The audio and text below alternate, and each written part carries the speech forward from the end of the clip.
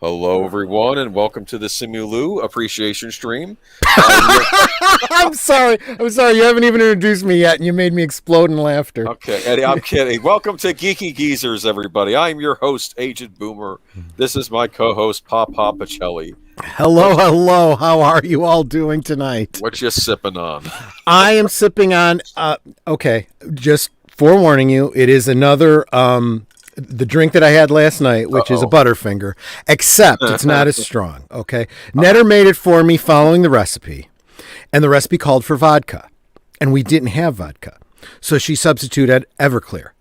So by the end of last night's stream, I was taking off my sweater, I was sweating, so I literally made it without vodka or Everclear or any of that because I realized. Is it virgin? No, it's not virgin at all. See, that's the thing. The other ingredients have alcohol in them, so there's really no reason for the vodka. It is Kahlua, equal parts. Kahlua, Bailey's Irish Cream, and I got a little weird there for a minute. Okay, it might have been my internet though, not you. Okay. No. Okay. Bailey's Irish Cream, Kahlua, and butterscotch schnapps. That's enough alcohol right there. So you don't need to add anything else to it. So that's all I'm having is equal parts of those three. Joshua V saying, who else saw the movie we watched last night? I wonder what he's referring to.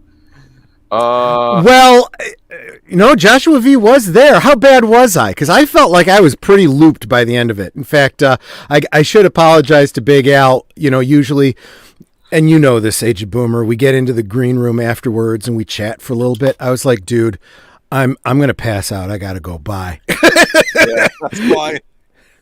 Horizon Talker's here. He's got family in town, so he can't stay. That's understandable. Family's important. Yes, but go to Horizon Talker's channel and please subscribe to him. He's good people with good content. What he shares is very, very interesting. Go check it out. Different probably than any other YouTuber out there. So go check him out. And Melissa Harris and Sons, she's talking about the Mirage Studio shutdown. I wasn't aware of that. I'll look into that. See if there's any more articles on it. Maybe for next week we'll chat on it a little bit. What I will say is that it was very interesting. The video that dropped today by Retroblasting, definitely worth checking out. It's really focused on He-Man, but he mentions all of our other fandoms. Things like he does specifically mention Teenage Mutant Ninja Turtles, Star Trek, Star Wars, DC, and all of that. Basically ripping into this whole idea of crapping all over, IPs because you just can't be bothered to go back and, find out whose sandbox you're playing in and where the boundaries are, how multiverses destroy fandoms. Yeah. Time travel and multiverses, especially when we're starting now to see a lot of that coming into Marvel. You'll watch it real time, people. Trust me.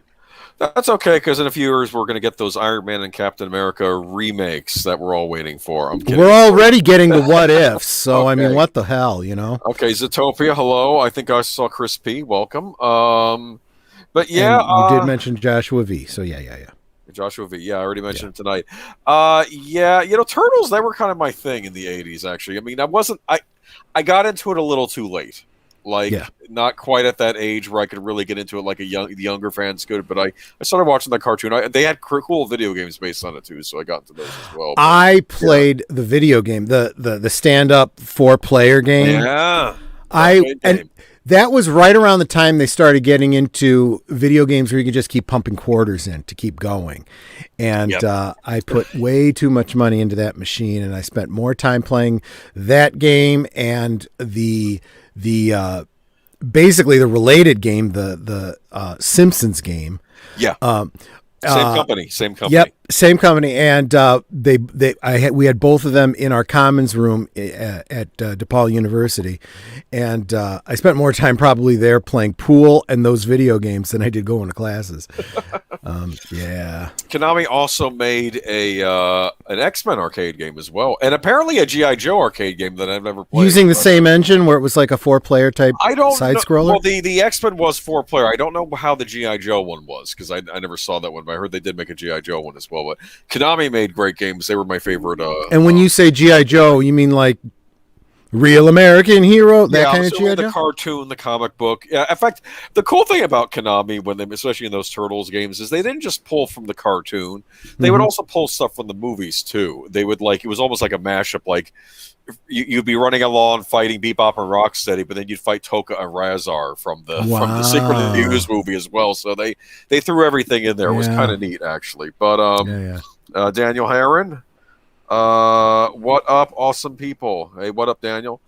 He and I will be watching Gattaca this week, so that should be interesting. We did the G.I. Joe movie this past week. That was a first-time experience for me, and I made a point that Rachel Nichols was in that movie, and I got kind of a crush on her. Do you know who that is? Rachel Nichols. Did you ever see the sci-fi show Continuum?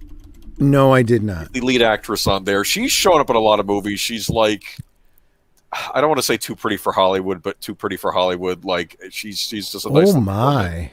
You see what she looks like now? Okay, yeah. She was in that Conan movie with Momoa as well, and that's good casting for that. She's not naked in it though, so not that I was trying to see if she was, but. And then I noticed that I was commenting on Rachel Nichols, and then I saw the two pyramids. Is she ginger? I don't know what she is. Because her hair's been all colors. I think she had to dye her hair red for the G.I. Joe movie and for something else. Most of the pictures I'm seeing of her are ginger. So. I think she's done ginger. I think she's done blonde. I've seen her as a blonde as well. She could be a brunette for all I know, but whatever. Anyway, but we're here to talk about a fun thing tonight, perhaps before the usual news. What do you think? Okay. Are you ready for it? I'm kind of focused on Rachel Nichols right now. I know you are. Click off of that, okay? Oh, okay. Actually, I made a comment to Daniel. There's a movie called P2 that I bought based on the DVD cover alone. But anyway, we'll move on. Okay. If you type in P2, you'll see what I mean. Anyway, are we done with Rachel Nichols? This could be the Rachel Nichols appreciation stream. I would appreciate. Go ahead and start the conversation, and I'll get caught up. I am going to say this, though. Continuum, even regardless of her being in it, she's good in it. It's a really solid science fiction show. It's basically about terrorists from the future trying to prevent their horrible future by changing things in our time, and she's a cop from the future. Okay. And it's kind of complicated because you know the future they're from is terrible, but you don't necessarily condone what the terrorists are doing now in the present. And the cop, you respect her because she wants to save her future because she's afraid her son won't be born. Okay, if they change the time thing. It's a fascinating show. That is a great premise. But it does make me think of the extended scenes from the second Deadpool, where he goes back to kill baby Adolf, and he can't do it because it's a baby, and he's like, I'm going to go get a hold of my buddy Cable and introduce him to you. That might work. Yeah, that might do it. Funny. Oh, that's funny. That reminds me of those old Command and Conquer Red Alert games. Einstein invents a time machine and basically time travels back in time and disintegrates Mustache Man, whatever. Yeah. Okay. And that's fine, except now there's a huge horrible war between the United States and the Soviet Union going on now. Yeah, so, which is worse. Like things don't really get fixed, and then they have another thing later on where and this was the more recent one where the Soviets go back, I think, to eliminate Einstein because they lose the war with the U.S. And then and then they go back to the present, and then suddenly over the top, it's the Japanese Empire coming into Russia now. This is why guy is leading them, and it's funny. I don't think I did. I'm not sure. I probably did not do it during my time travel, series of rewatches. Yeah. But what was actually a pretty good time travel series or time travel film was Butterfly Effect. With Ashton what's Kutcher. His name? I was gonna say, dude, she stole my car or whatever. Yeah, that was a good movie though. But you know what was really actually the better ending was the really dark alternate ending on the DVD. Really, I haven't seen. Do you know about that? I have the DVD. I haven't seen the alternate ending though.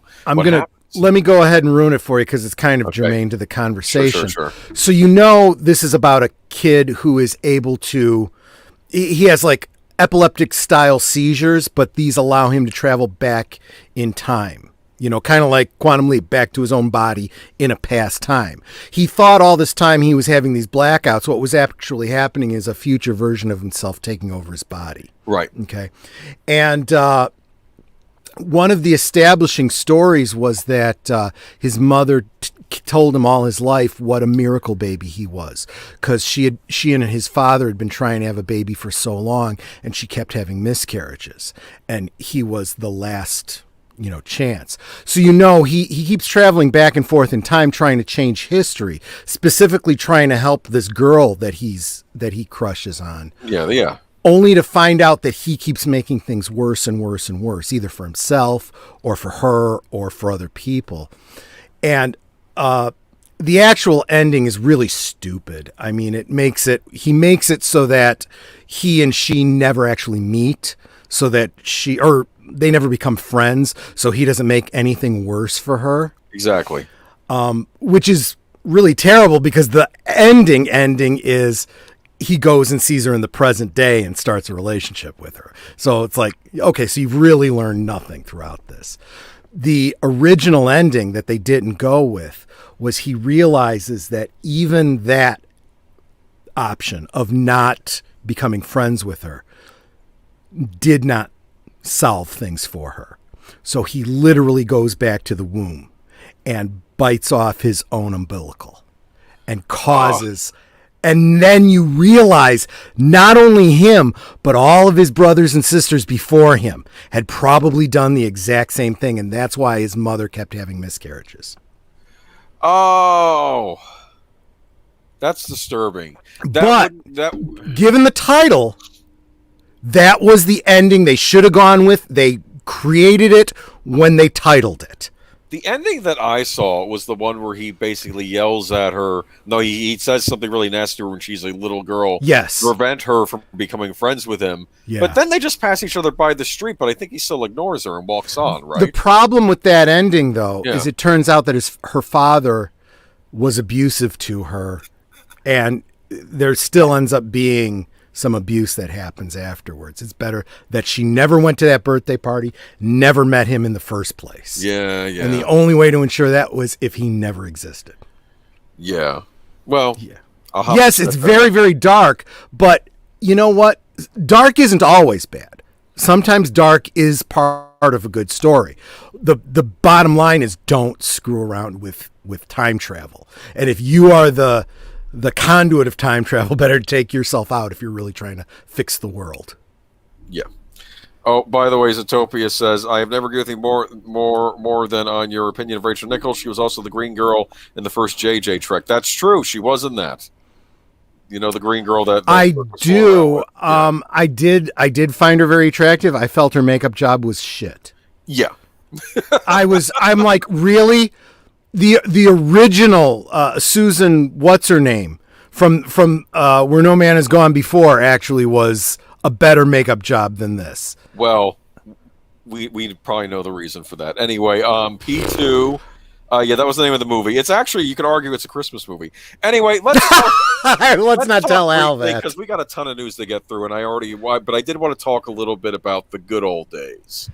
Tell me about the good old days. And since our first story is about Who Framed Roger Rabbit, I thought, let's talk about the movie Who Framed Roger Rabbit. Please, Agent Boomer, you just gotta help me with this. Oh, that was pretty cool. That was back in 1988. Remember that? And I didn't quite know what to expect. I don't think when I went to the theater, I realized we were going to have as many cameos as we did. I think I knew that it was going to be... No, I don't think I knew that what was going to happen. I think I knew that it was going to have this cartoon rabbit in it, and he's working with this detective to solve who framed him and stuff. And we had a movie that was very much an homage to the classic noir films, but it also homaged all of the classic animation.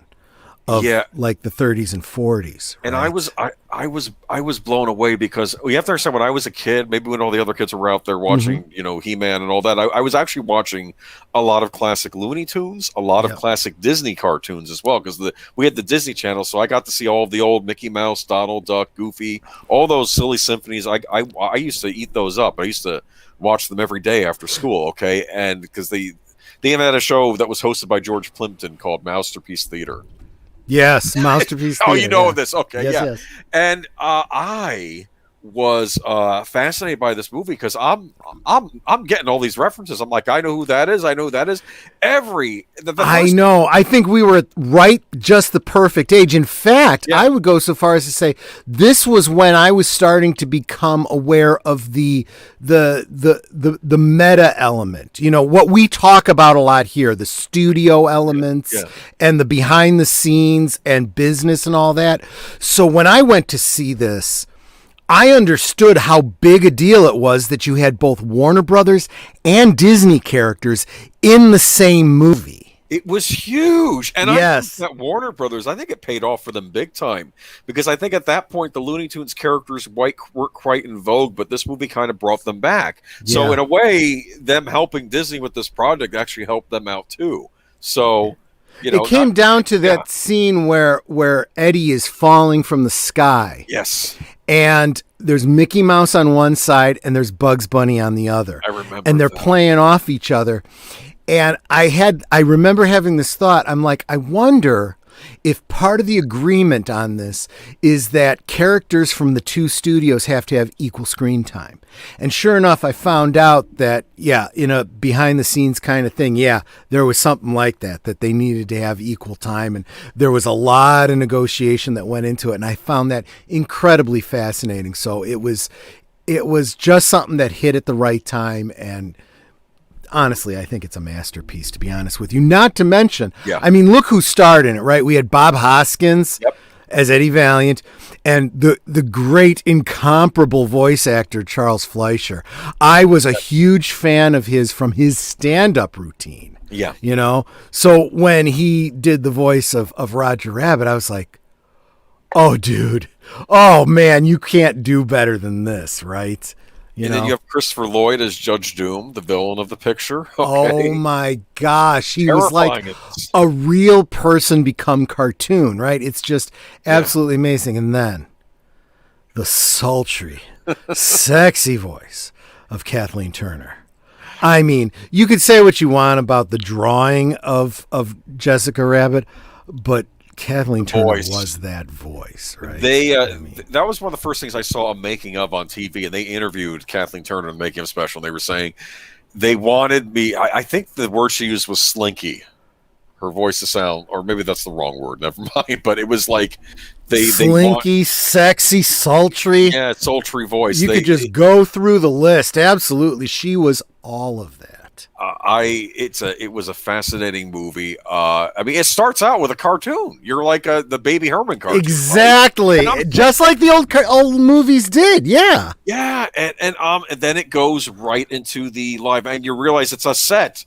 And of course, I was old enough when it came out. I was, okay, that's not how they made cartoons. But I imagine if I was younger, seeing that, I was like, wow, that's how they made cartoons. They had these actual, and he can't make stars, and that's his big thing. I'll give you stars, and everyone's yelling, and the director's yelling at him. And well, I love that scene where he keeps hitting himself in the head, and he gets stars, and he gets birds, and he gets birds, bells, everything. Everything. It's like, oh, geez, man. And and then, of course, his, Eddie Valiant, Bob Hoskins, he's hired, to find out what's going on with the missus. And this is like something out of an old Hollywood. This is This is almost right out of the latest Perry Mason series, where he's hired to go get the dirt on what's going on with Roger Rabbit's wife, and you don't even see. And he goes to the Ink and Paint Club, and that's when we see Betty Boop as the waitress. Oh yeah, and she's in black and white. And it's funny because Bob Hoskins, he don't like tunes, and we find out why later on. Okay, right. But he still which was a great way to deal with that whole idea of prejudice, right? Yeah, it doesn't matter that it could have been people of a certain color, people of a certain origin, whatever. It was cartoons in this one. you know. Yeah, and he has a prejudice, and and that's all, of course, what makes the dynamic between him and Roger so great when they get stuck together later on. But yeah, Betty Boop's there, but even he kind of has a soft spot for Betty Boop. He won't be mean to Betty Boop, you know what I'm saying? And like he says, and he goes, "Scotch on the rocks," and I mean ice. And he gets it, and of course, yeah, right. And then, of course, we got the Jessica Rabbit singing number, and her dress. It's a red dress, but then it sparkles as she walks out. Yes, that was an incredible element in animation at the time, right? They were starting to incorporate some computer graphics at the time, which was really interesting. But, I'm telling you, what you're looking at here is you've got Jessica Rabbit, voiced by the same woman who was in Body Heat, right? I remember Body Heat, yeah. Body Heat. Passion. Peggy Sue got married. She had the comedy thing too. Romancing the Stone. Romancing the Stone, War of the Roses, right? Mm-hmm. Right around that time there was a Playboy shoot for her too. Interesting. Wow. Okay. Yeah. Interesting. Not showing as much as you might expect in Playboy, but that, kind of trend, you could almost kind of see some stuff. Almost kind of, yeah. And perfect casting for Jessica Rabbit. And I the whole period of, what was it? Is it 1940s or 1930s San Francisco, I think? Something like that, yeah. Yeah, and it might have been after the war, I think. Yeah, and you actually feel for Eddie. He has a drinking problem, but because there is a reason for it. He lost his brother. His brother was murdered. We find out who by later on, and it's, and it plays into his tomb prejudice. But I don't know if any of you have seen it, because Who Framed Roger Rabbit sort of fell off the radar. But I also love the Ink and Paint Club, the part with Daffy Duck and the Donald Duck, yeah, the dueling pianos, which was perfect. And Daffy makes this joke about I got to deal with someone who's got a speech impediment, and he's got a speech impediment himself.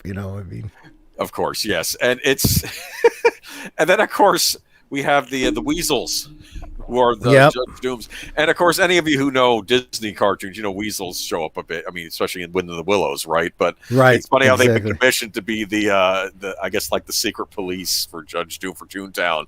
And, like, the ones in a straitjacket, Yeah. and they all have their different personalities. I love the bit where Eddie pulls out the big cartoon gun, and he opens up the bullets. Yes, and they go goofy on him and do stupid shit, and he's like, dum-dums.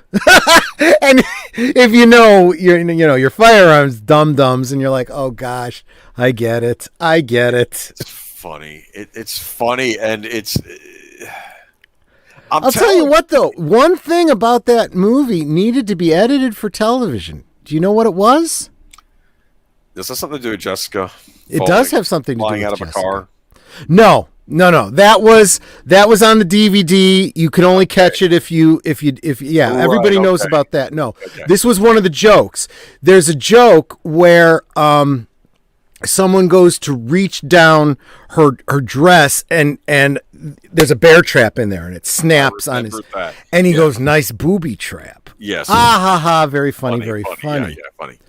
They dubbed that line in the network television version. He says, "Nice going, Jess."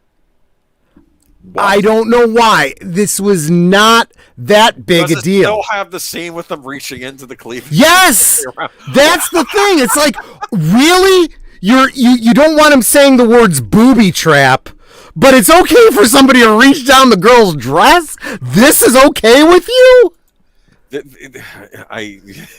Censorship makes no sense. Censorship makes no sense. It doesn't, which I don't know, man. I think that might actually be a good transition to the actual news article. All right, we're going to get right there in a minute, but I did want to say that this movie made Siskel and Ebert's made both their top 10 lists that year. It's a marvel. It's history. Disney may hate it now, and I know they do. Yeah. But get yourself the Blu-ray. I think it's even coming to 4K Blu-ray, so maybe they don't hate it that much. And it was a touchdown movie. The idea was this is not necessarily the Disney name on it. It's their more adult thing. So it's a PG-13 movie. And I had one other thing I wanted to say. Okay. I don't know if I'll probably end up cutting this out anyway, but there was a scene. Remember the scene when Eddie has to get the photos, and he hears patty cake. She's playing patty cake. Yes. And patty cake, and like, oh no, patty cake. And I remember there was a couple of, I think there was an older brother and his younger brother sitting in front of me or something, because what are they doing? And the older brother's like, I don't know. And I'm like, and then of course you see the pictures and they're actually playing patty cake. Patty cake. Yeah.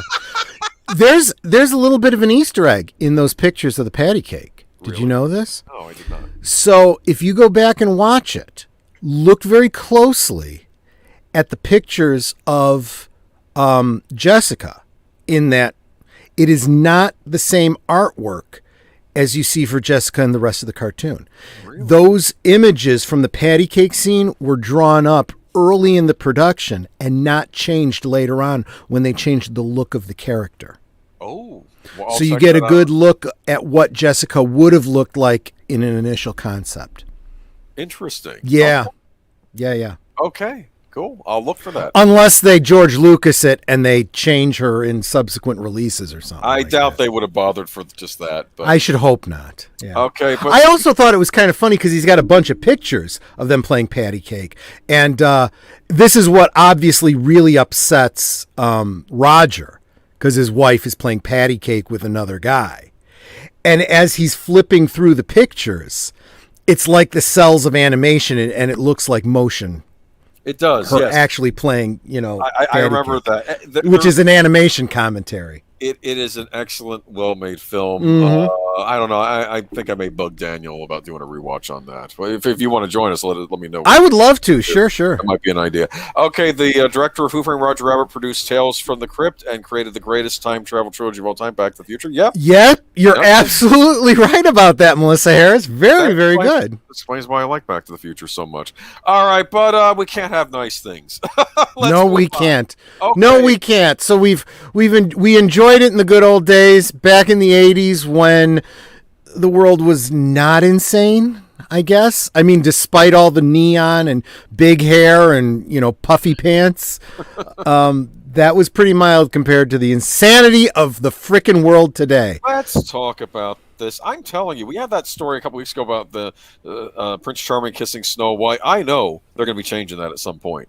They're going to be holding hands at the end, and then they'll have to change that eventually because that's still touching. Anyway, let's. Well, even further back, they were going off on him kissing the coma patient and waking her up because he didn't have consent. It's like, fine, rot here and die, bitch. Well, that's the thing, though. I'm thinking, like, I'm hearing Snow White saying, "Hey, I've got nothing to do with this. Don't be pretty." You know what I mean? Right? No, okay. Exactly right. Snow White has a cameo in Who Framed Roger Rabbit, by the way. Anyway, and this is exactly why, people are concerned about performing CPR on somebody. It's like, I'm going to be, sued later on for, Oh my goodness. Yeah, I'll just let you die because I can't afford a lawsuit against your non-consent to be resuscitated. Fuck you. By the way, you didn't ask me what I'm sipping on. What are you sipping on? I'm sorry. I got a Mucho Mango fruit juice cocktail. From a can? Yes. Okay, good. I didn't make it myself. I didn't have the mangoes in here with me, and I'm squeezing them. Ah, okay. Now that put a weird image into my head since we're talking about squeezing the mangoes. Nice booby trap. Okay, Jessica Rabbit. This is Jessica Rabbit news. I love the headline. Disneyland removes Jessica Rabbit from part of Roger Rabbit's cartoon spin. I didn't realize this was a ride in Disneyland. I've never been out there. I've only been to Florida Park. Cartoons, it actually looks like a cool ride. It's in Toontown. But let's go ahead, read a bit from this article from, I guess, sciencefictiongate.com. A figure of Jessica Rabbit has been pulled from part of the popular Roger Rabbit's cartoon spin attraction in Disneyland's Toontown. The change was first reported by Disneyland News Today. The dark ride, based on 1998 film Who Framed Roger Rabbit, lets riders hop into taxi cabs for a swirling trip through the movie's main plot points. Both the ride and the elaborate queue feature Jessica Rabbit, the comically curvaceous love interest, several times. The missing figure from near the beginning of the ride, Jessica formerly appeared in the trunk of a car, tied up and swinging her bare legs. Disneyland News Today reports she has been replaced by barrels. She's still featured later in the ride, boinking a character over the head with a mallet So yeah, it's unclear whether this change was made to fix a mechanical issue. Disney frequently pulls manufacturing parts of rides until they can be rehabbed, or to rid the ride of potentially sexualizing portrayal of a damsel in distress. A request for clarification from Disneyland on the motivation for the change was not immediately returned. If this change is permanent, it would be in line with a number of alterations that the park has made to attractions over the years. In 2017, Pirates of the Caribbean removed the scene where Wench for a Bride auction was taking place, and earlier this year, huge portions of the Jungle Cruise attraction were changed to remove insensitive cultural depictions. In the future, Splash Mountain will be completely rethemed to remove the inspiration, the racist inspiration, Song of the South. That's his words, not mine. Okay, whoever wrote this article. Who Framed Roger Rabbit has always been a bit of an oddball in the Toontown universe. It's based on a book for adults called Who Censored Roger Rabbit. That's an interesting, that should be the name of the ride. Anyway, by Gary K. Wolfe, and Roger Rabbit is murdered at the beginning of the novel. Although the movie mixes animation and live action, it feels decidedly more adult than the super toddler-friendly attractions that fill the rest of Toontown, like playhouses for Mickey and Minnie. Roger Rabbit's cartoon spin underwent a number of smaller refurbishments earlier this year to brighten up the effects and fix a broken Roger Rabbit animatronic. What do you think, Miss Pacelli? Was this done on purpose, or is this merely to fix poor Jessica? Before we get into that, I got to say, when I was working on the thumbnail for tonight's video, yeah, I went down the, excuse the term, rabbit hole, because I was looking for something for this, and I ended up with so much Jessica Rabbit Rule 34 stuff that, oh my gosh. And let me tell you something. A great deal of the stuff that's out there on the internet pairs up Jessica Rabbit with Hollywood. Okay, I'm just saying. There is some Rule 34 stuff going on, and I'm just, oh my. If I had virgin eyes, I'd be upset, but I didn't, so this isn't really that big a problem. Yeah, but oh my goodness. Disturbing thing, I'm sure those Jessica Rabbit things were done over the past 30 years of the internet or whatever, right? Okay, because I would guess that ever since the very day that the movie was released, people were fantasizing about Jessica flippin' Rabbit. Let me tell you. So, yeah. But what does anyone remember what the rating was on Who Framed Roger Rabbit? PG-13. So, guys, come on. You got to be 13 years or older before you're even the target audience for this, okay? This was not for toddlers. That right there in and of itself is bullshit. Okay? This wasn't rated G. This was rated PG-13. Yes. Okay? That's how PG-13 used to be. Don't even get me started on how the ratings operate now. A lot of movies that are PG-13 now would have been PG years before. Don't even get me started on the. But let's even cut the difference and say you're supposed to be a teenager or older to see this movie. Let's cut the difference and just say it was PG. Okay, PG still means it's not G. It's not for general audiences. It means parents. You might want to take a look at this. There might be something here you might not want your kids watching. It is for the adults that and the teenagers that grew up watching these cartoons when they were kids. And honestly, given that, of all things that Disney has done, this I would not have a problem with if they had just put a sign up at the entry of this ride saying Roger Rabbit was a PG-13 film. This ride contains elements that might not be suitable for your children 13 and under. Parents may want to consider that before taking their children on this ride. And then be fucking done with it. Yeah. Okay? Yeah. But if you're going to take something that was PG-13 and then fuck it to squeeze it into a G-Peg in your park, fuck you, you shouldn't even have the ride there. Yeah, well, I'm going to comment on that in a minute, too. Roger Rabbit attraction gets new plot with Jessica As Rabbit. I go to another tab and I'm checking out Jessica Rabbit in Hollywood. Just saying. Anyways, that was that other one. And there's actually quite a few of them. All right, now let's move on. Fans were confused. PG-13. Although I'm looking at some pretty hard R content. Dude. We have a series. They're going to be. They might be changing the ride. Okay, fans were confused this week when the newest Jessica Rabbit figure was removed from Roger Rabbit's cartoon spin in Toontown Disneyland. Now Disneyland has revealed that the attraction is getting a revamped storyline with Jessica Rabbit as the lead character. Local Southern California news source, the Orange County Register, broke the story on Tuesday. According to Disneyland Resort officials, Walt Disney Imagineering is reimagining the story of Roger Rabbit's cartoon spin, giving it a more relevant backstory with Jessica Rabbit as the central character. Roger Rabbit's cartoon spin at Disneyland is getting a new plot twist that throws Jessica Rabbit in the lead role as a private eye determined to stamp out a Toontown crime wave. Some scenes in Roger Rabbit's cartoon speech with Jessica Rabbit are being updated to be more relevant and reflect a new twist in the character story with the attraction. According to Disneyland officials, a scene featuring Jessica Rabbit and the Weasels with an automobile, as well as the final scene in Roger Rabbit's cartoon spin, have been updated according to Disneyland officials. What do you think? Look, if they wanted to do a movie that was a sequel to Who Framed Roger Rabbit and have Jessica Rabbit decide, you know what? That Eddie kind of inspired me. I think I'd like to become a private detective. Yes. Know? And keep a joke like, I'd like to be a private dick. And then have Roger say, I'm not sure I feel comfortable with that. I mean private detective. I mean private detective. Oh, that's entirely different then. Okay. You know, I mean, okay.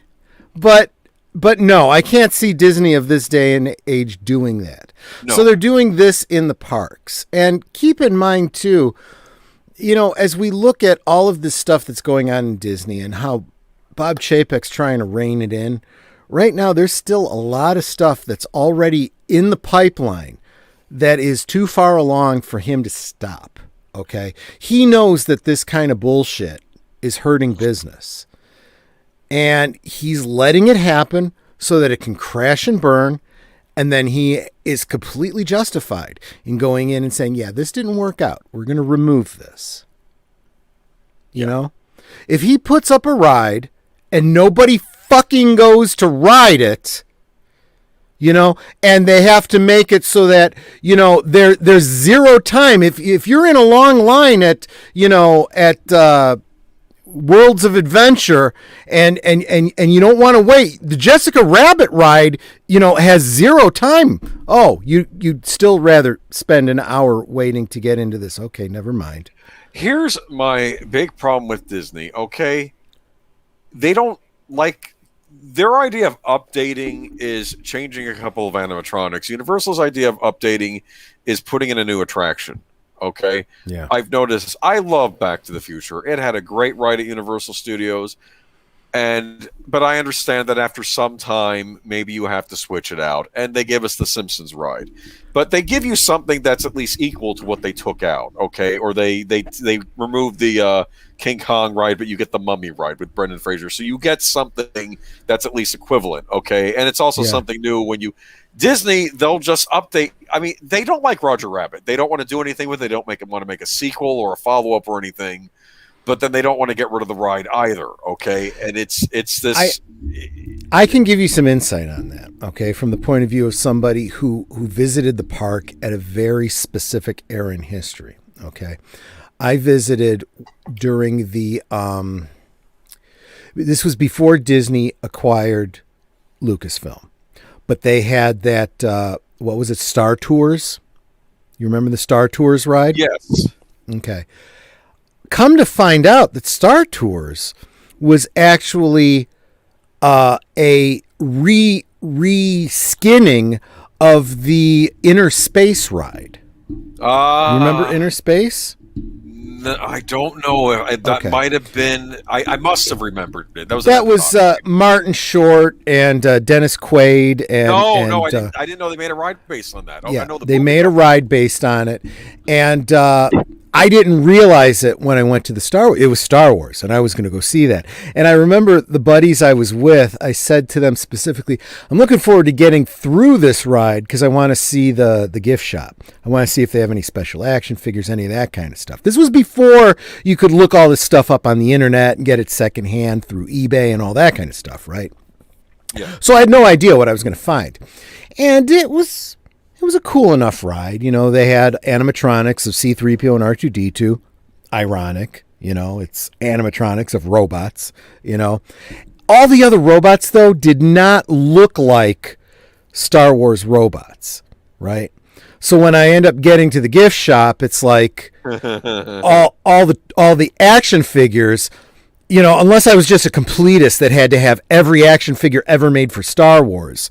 I look at it and I'm like, this robot doesn't even look like it belongs in the Star Wars universe. This is worse than the mini rigs, you know, from Kenner. So I didn't buy anything. I just didn't buy anything. But the one biggest disappointment was this was just at the end of the time period where they, you know, they'd had Star Tours there for a long time. And there used to be, you'd walk underneath this AT-AT. You'd literally walk under the legs of an AT-AT. And it was a little undersized based on the scale that you see in the movies. But, you know, I mean, this archway over you is still pretty big, right? It was no longer an AT-AT. It literally was just a metal frame. Because they were, in quotes, doing renovations, which meant to everybody, it's like, okay, they're going to be taking down Star Tours pretty soon. This isn't going to be here anymore. And I'm like, oh, I would have loved to have gotten my picture taken with the AT-AT. Well, I'm going to say, oh, go ahead. I was just, my point was, Star Tours was a reskin of Inner Space, and when I saw it, it was already falling apart, and they were going to be taking it down, and something else was going to be going in, you know? Interesting. You know, they did update Matthew Flynn. Agent Boomer. Okay. I'd ride Jessica Rabbit. I mean the Jessica Rabbit ride. Hey, that's my line. Honestly. Okay, let's see here. So in other words, Matthew Flynn, you're saying you would dabble in watercolors. Okay. Anyway, just say that is a line from the movie. Don't give me any shit about that. Okay. Why does Disney hate Roger Rabbit? Because it's fun. That's why they hate Roger Rabbit. Okay. Exactly. Disney hates anything that the world enjoys, right? If it's funny, if it's sexy, if it's in any way enjoyable, we got to destroy it. We've got to deconstruct it. That's what we got to do. They made that Aladdin movie, the live action one. And I saw the actress they cast as Jasmine, and I'm like, I'm going to get to see her in the Princess Jasmine. No, not in the costume. They changed the costume. Because, no, I mean, physically, no, she looks like a real-life version of that cartoon character. Honestly, Disney seems like they won't be happy until every single character, live action or cartoon, is completely androgynous. And you look at it and you go, I can't tell if that's a fucking man or a fucking woman. Actually, it's one of the other 250 jillion genders that exist today. Anyway, I did want to make a point though that Melissa Harris brought up that Jake said that it's the only in the film registry where both Warner Brothers and Disney characters in the same movie together. So enjoy Roger Rabbit and buy that physical media because who knows? Own the physical media before they decide to edit out Jessica Rabbit. I'm just saying. Okay. Let's move. I mean, as it is, you have to get the VHS if you want to see the coochie shot because they took it out of the DVD. I don't know if it was on the list. By the way, it's not really worth it. It's not really worth it. Trust me. It's one of these things that some pervert put in there. Some dirty person. Okay. Some dirty pervert could actually do a better job with Photoshop than what was actually in the original print. Anyway. I'll bet if I were to Google that up, I could find it. I have it on Blu-ray, but it's already on 4K. Remember, one frame at a time. You can check it out one frame at a time. Okay, let's move on to Shang-Chi. Tops 150 million, but highlights the limits of diversity at the box office. This is this Forbes column, which goes on for a little while. I'll try to read some highlights, though it still may take a little while. Okay, you want to read it? Because you seem to feel passionate about this. No. I just want to say this. There's been a lot of talk about this on Midnight's Edge, and the one comment that came out from the Peanut Gallery that I thought was brilliant was, oh, this Shang-Chi is going to be the chink in Disney's armor. And I'm like, oh my God, you didn't! No! I did not say that. The Aged Boomer channel does not endorse Midnight's Edge. I'm just kidding. I absolutely do. They didn't read it out. I said it. I said it, not them. All right, DRYs, what the heck did I walk into here? We were talking about Jessica Rabbit, and it brings out bad sides. We're here to talk about Wolfie, oh, Wolfie, please tell me do. Oh, my goodness. Okay. Let's move on. I'm going to read a bit from this column because you seem to feel strong. I'm not reading the whole thing. This guy meanders forever.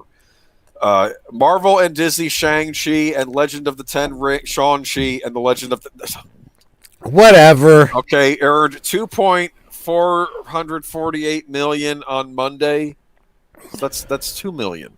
That's $2.5 million around. Okay. Woo! And they're trying to make it seem like, wow, $448 million. That's 0.40 anyway. When you're about the only film playing in theaters, you're gonna be number one at the box office. And understandable, 87% drop from its previous Monday, which was a jaw-dropping 19.4 million Labor Day gross, and it has earned $3.2 million yesterday.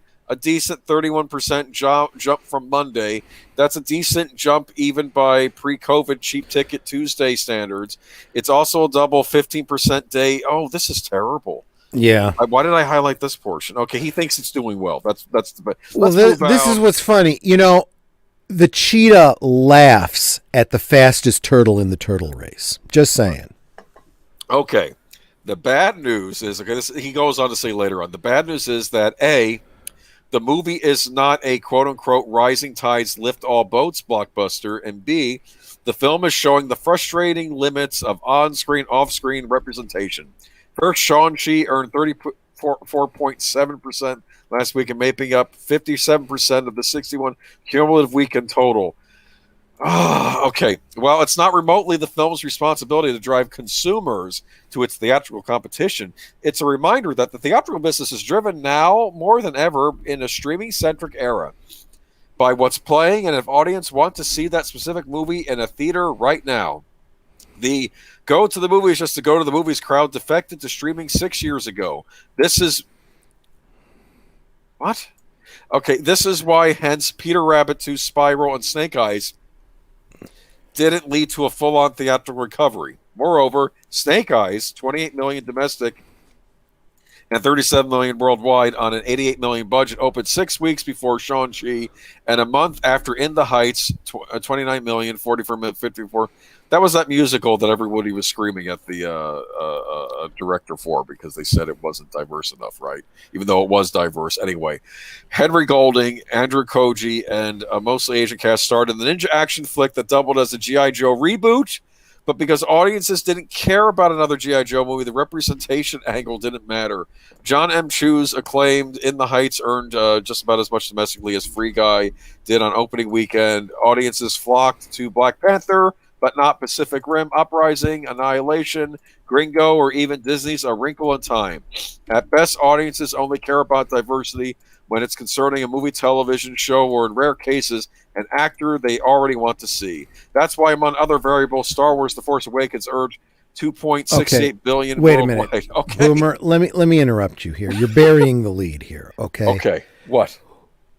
Who wrote this article?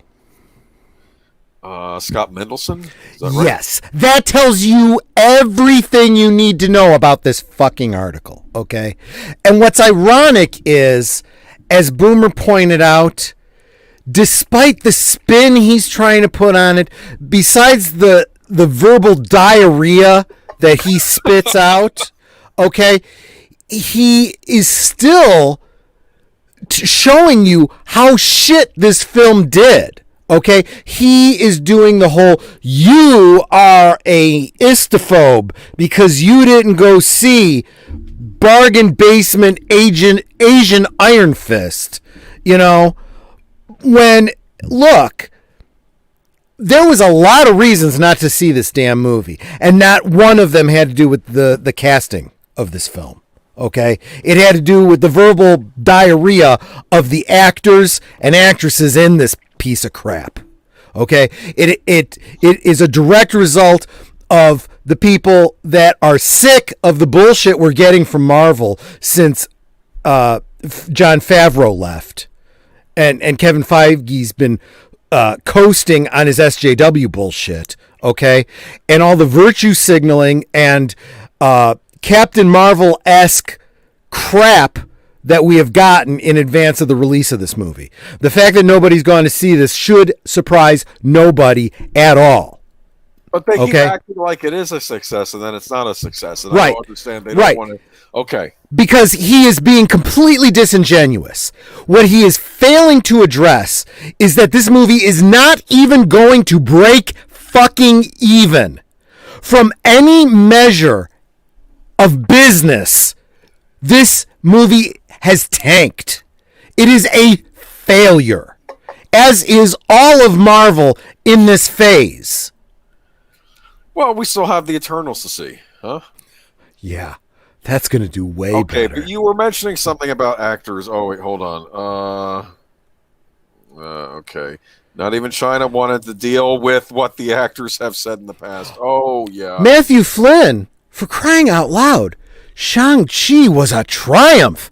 Every outlet tells you that. It was a triumph. I don't know how the fuck they measure triumph, what their definition, what they mean by triumph and what I mean are probably two very different things. And all these talks about these articles, they're always talking about, oh, it's a great step for diversity and all this other stuff, and no one's saying if the movie was good.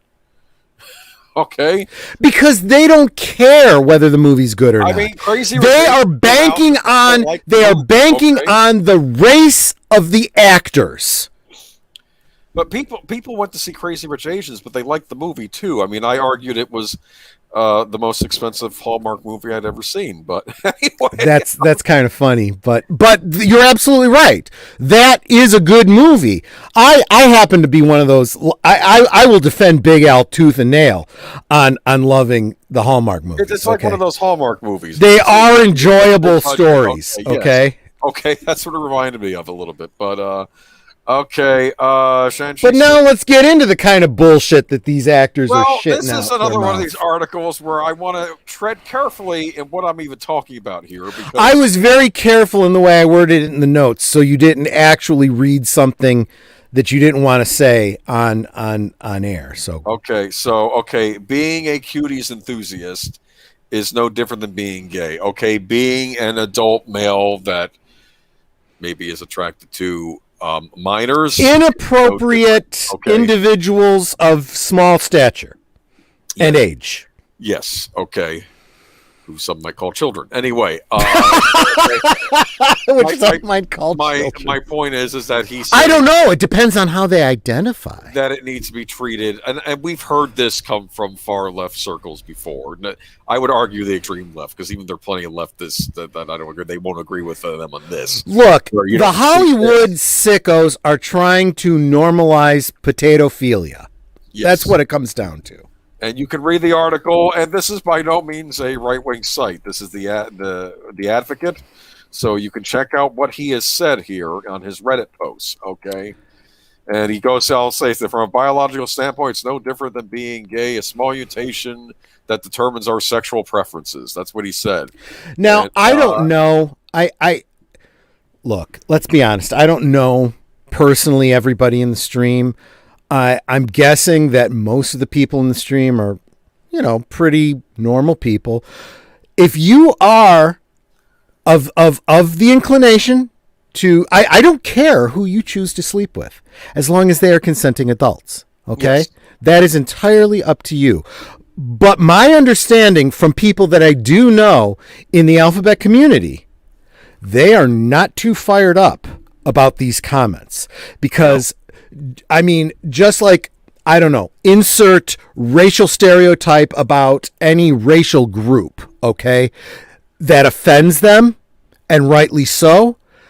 The alphabet community is tired of being equated to people that have inappropriate relationships with children. Abusers. They don't want to be equated to these other, there's a separate thing. And unfortunately, that has been a long-going stereotype about particularly gay males, and it's not fair. It's wrong. Okay. And they've tried to distance themselves from that for so long, and then you have this dumbass coming out and saying this, and they're all going, really? Did you really just fucking say that? So now, to be fair, this was from a Reddit post he had made many years ago, right? I don't know if he still even holds this opinion. Here's the deal. Of course, we're annoyed with this guy for other reasons, but if he were to come out and said it was a stupid thing I said years ago, I shouldn't have said it. What do you think? I mean, to be fair, it's this side that started the whole cancel culture thing, right?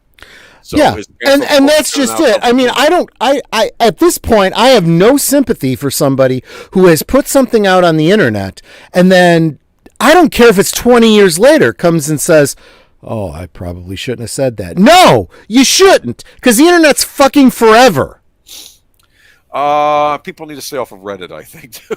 well, yeah, there's absolutely that. But look, if you have any aspirations of any kind of notoriety, being a celebrity or whatever, yeah, it's probably best not to put your nudie pictures out there, not to shoot off your mouth and say stupid shit on socialist media. Maybe just keep your mouth shut. But you know what? What the fuck do I know? Okay, you do you, and see how it works out for you. Do you think this? Now I have a question. Do you think this will result in him being canceled or not? He's already being canceled by the entire LGBT community. Then he's in trouble. Yeah. Yeah. I mean, it's because this is big time BS. This would be like they have a lot of pull with Disney. Let's be honest here. Yeah, I mean, it would be like.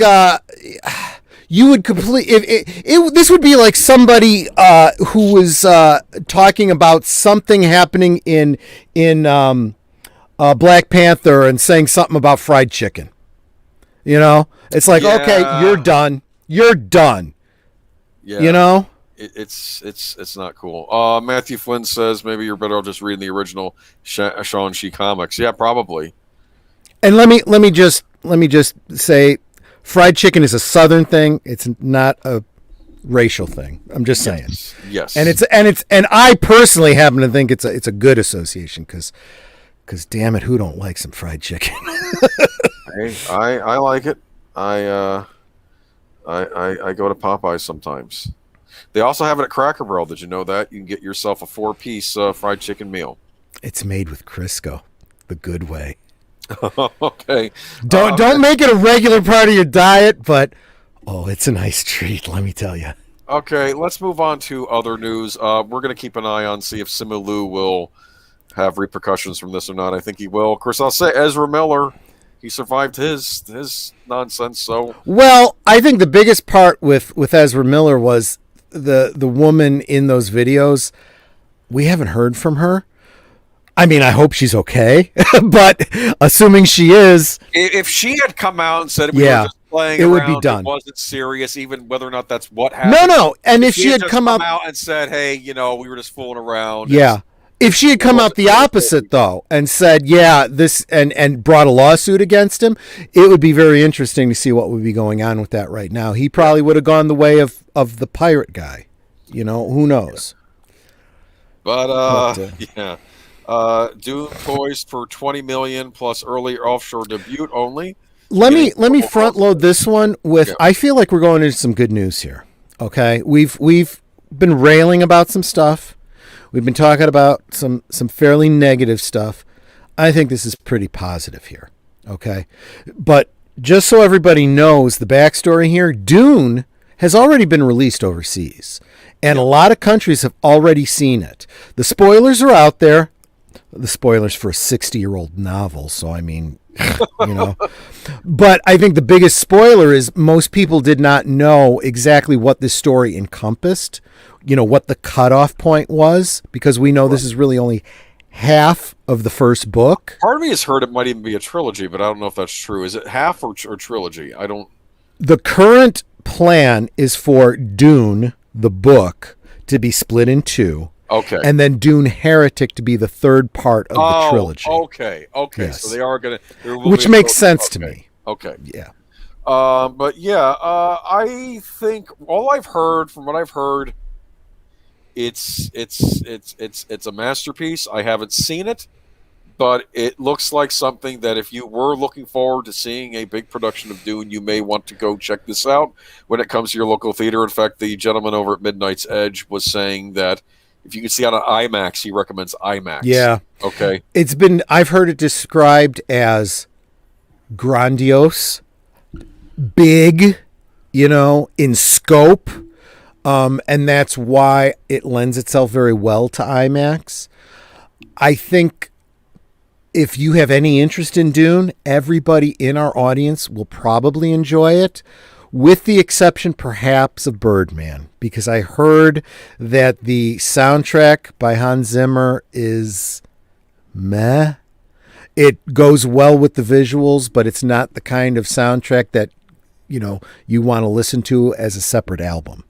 This is what I've heard from Andre over at Midnight's Edge. I'll find out when I see it. I do plan to try and catch this at least the first week it's out. But yeah, me too. Warner Brothers and Legendary Pictures sci-fi epic Dune is starting early rollout this weekend and looking to capitalize on the momentum coming off of its star-packed world premiere at the Venice Film Festival, which was followed by an event at Paris's Grand Rex Cinema and screenings at Deauville and Toronto, all in just the past 2 weeks. The Denis Villeneuve directed adaptation of Frank Herbert's 1965 classic will be playing in just 24 markets this weekend, beginning offshore rollout tomorrow. All of the majors are going this session are France, Germany, Russia, Italy, Spain. Our industry sources are projecting a launch in the mid 20 million range. PLFs will play a large part. IMAX is on about 150 screens. Anticipation is high for Dune in Europe, and there's a fair bit of rain washing across the continent over the coming days, which is music to distribution and exhibition series. Okay, so we'll go to a movie instead of playing outside or going to the beach. Sure, exactly. Okay. Then again, the long runtime will impact the number of showings because the film only hits HBO Max on October 22nd in line with its domestic release. Piracy may be less of a concern, at least in terms of pristine copies. Okay. Right. Look, the fact is that I still happen to be very much of the mind that if you are going with a theatrical release before streaming, okay, piracy is not going to significantly impact your bottom line, because people that care enough about it want to wait until they can get a good copy of it. And the people that want the crappy copy, we're not going to pay regardless. Right, exactly. Yeah. So, but I think that this article does not bury the lead. I think the banner headline says it all. Right? It says Dune poised for 20 million plus early offshore debut. That's kind of big, okay? Because that means it hasn't even been released to its target audience yet. In the major markets yet, yeah. All of this is freaking gravy going into it. Now, most serious business analysts are saying that they feel that the studio has already written Dune off. Okay. They don't expect to make their money back. They want to make as much money as they can. And they are looking very closely to how it does to decide if it's worthwhile to proceed. They don't have to make a profit to say, yes, this is a valuable property for us to continue forward with. However, it is a very promising thing that it's already made decent money in its first week overseas, and it hasn't even it's still a month away from being released here in the States. Yeah. It's all just gravy, and that's good. That is a good thing. And another good news, Dune passes Chinese censorship to the real fans. So it will get shown in China, which, geez, you haven't heard a lot of movies being shown in China by Hollywood studios lately, have you? That is, right now, a huge thing. Look, I still agree that we need to divorce ourselves from China and Disney in particular, but the whole industry needs to stop trying to make movies for China. But that's the thing. I don't think this movie is. It's not. You're absolutely right. It just so happens that this falls into the wheelhouse of what China actually wants made. And what they want made is fucking good. They don't want movies made tailored to them. They can make their own fucking movies. Yeah, they just want good movies, good Western films. And if they look at Dune and they go, yeah, there's nothing in there that we find offensive. It looks good, and the only way that our people are going to be able to see it is if we release it over here. Yeah, okay, yeah, let's release it over there. Yeah. Guess what? More gravy. That is just more gravy. Let me read you this. A big consideration for the timing change may have been that the planned October 1st release would have coincided with China's October 1st National Day holiday and the subsequent weeks-long protectionist period during which there was an unofficial blackout on foreign titles. So they moved it to October 22nd. That's when we're also getting it. They don't want to do it earlier than us because they're worried that there could be piracy through HBO Max in China. You know what I'm saying? Oh, sure. That makes sense, actually. Yeah. Yeah, so that's why we're getting it October 22nd. So this could hit big in China. I hope it'll hit big over here. I would say, yes, it could hit very big in China. You're right. Because there's still this opinion that if it gets a wide release in China, China's still a very big market. I would argue, however, if it makes $1 fucking dollar in China, that's $1 more than they would have had otherwise. It costs them nothing to release it in China. Yeah. It's just more profit for them. That just means better ticket sales, certainly more chance that we get a Dune series going forward.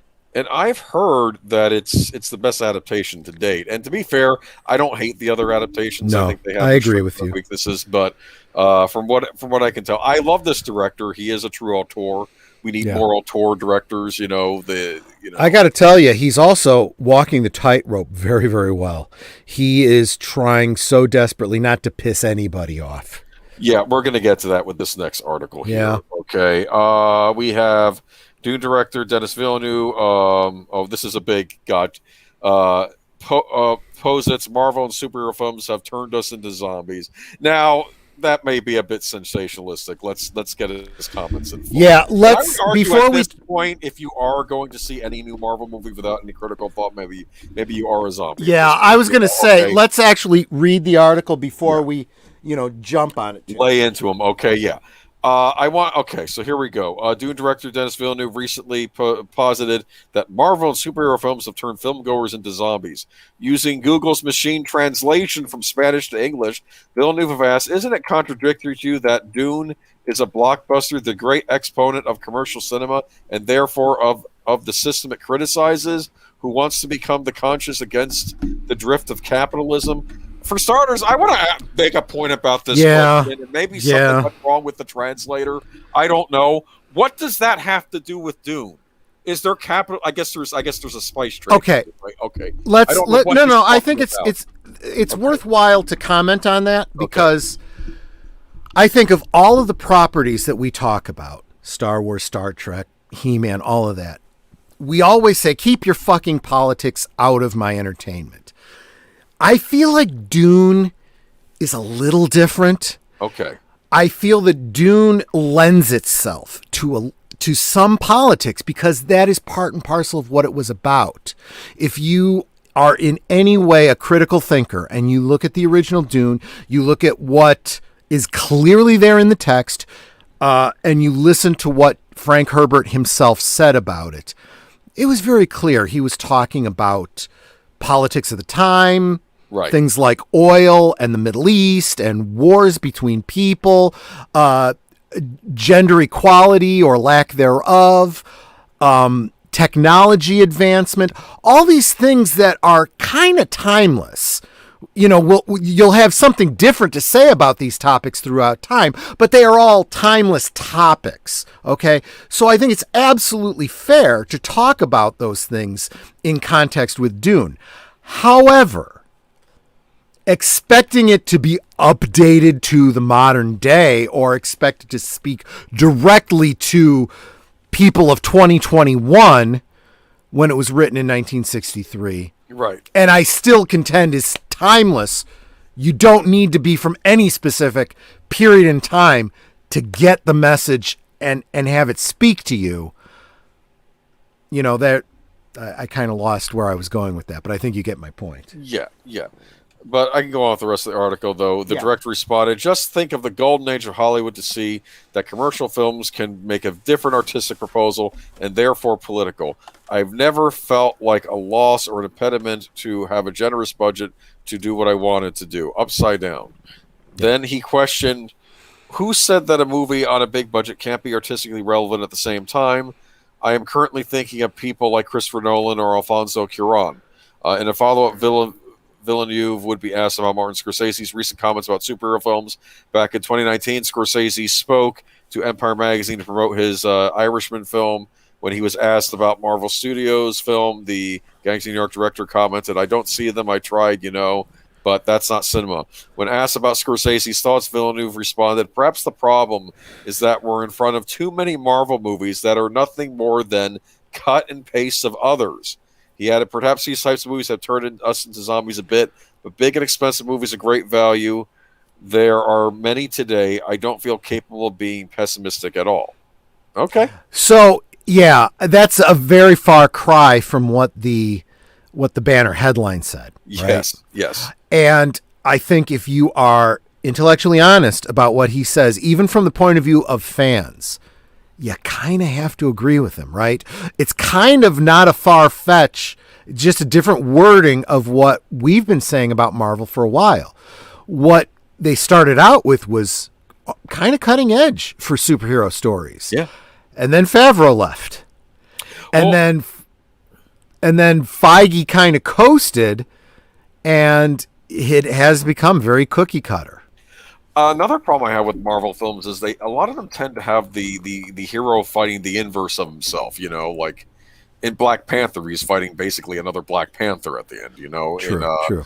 Even in Incredible Hulk, I like that one, but he's fighting another Hulk. Actually, gives Doctor Strange points. They kind of had a clever thing at the end of that. What he was going sure. Ant-Man was fighting the Wasp or whatever he was. The Yellow Jacket. Yellow Jacket. Thank you. Yeah, Wasp was the buddy. Wasp was that was in the next movie. That's what was it? Iron Man. His first villain was Iron Man or Warmonger, right? Whatever he was. Titanium Man, I think. Okay. I don't know, but yeah, it's. I mean, and I would even argue that Captain America fighting the Red Skull was fighting, the German version of Captain America. But that's fine because that is kind of a common staple in superhero movies, right? I mean, DC did the same thing. Flash has Reverse Flash, and Batman has Joker, Ra's al Ghul. The Joker isn't really like an evil version of Batman, though. Kind of is. He's a crazy genius who has a bunch of gadgets, and But it's not like another guy in a bat costume, or it's not like him versus Owlman, which that was kind of played for laughs on the Batman the Brave and the Bold, because Owlman comes into our universe and Batman has to fight him, and he has to get the help of the Joker to stop him, and it's a very funny thing. Batman, has a whole rogues gallery, but there's Bizarro, and there's other Superman, who did I say? Batman? Sorry. Yeah. They're different. Yeah, no. I'm just messing with you. Well, I know. In the Snyderverse, I kind of forget that. Well, that's because they're not really that different. Thor has Loki. No, yeah. Dr. Y Designs points out Thor has Loki. Yeah, so that's not necessarily a problem, right? I mean, in fact, there could be a meta context there where you could argue.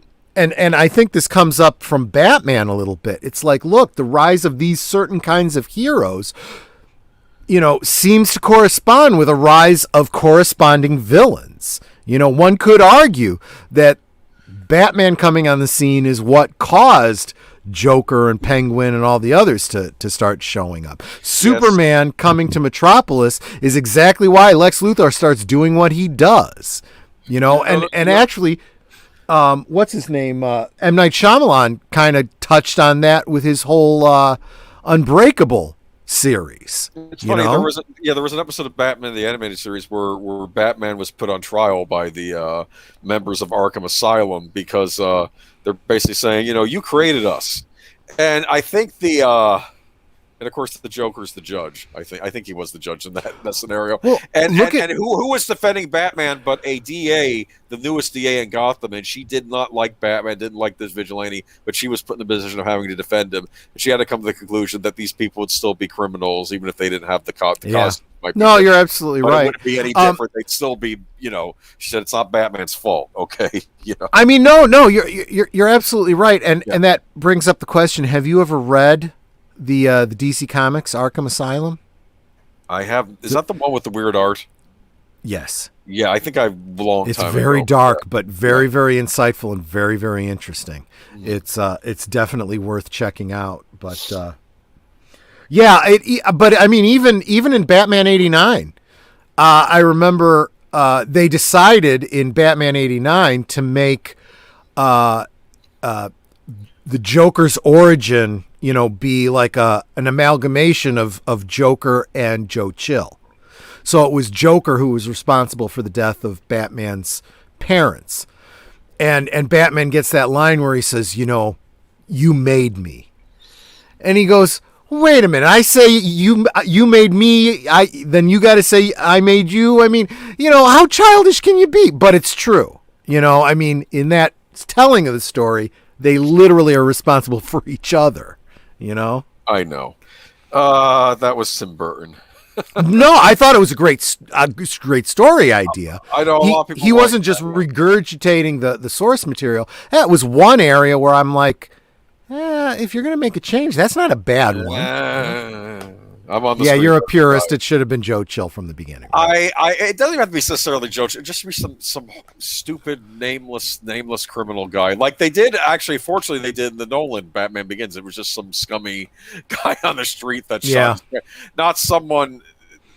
Not leave the Joker. Yeah. I don't know, but I don't know. I'm nitpicking. Anyway, let's talk. Well, we can handle that more in the MeWe group when we rewrite the DC universe. Let's get back to.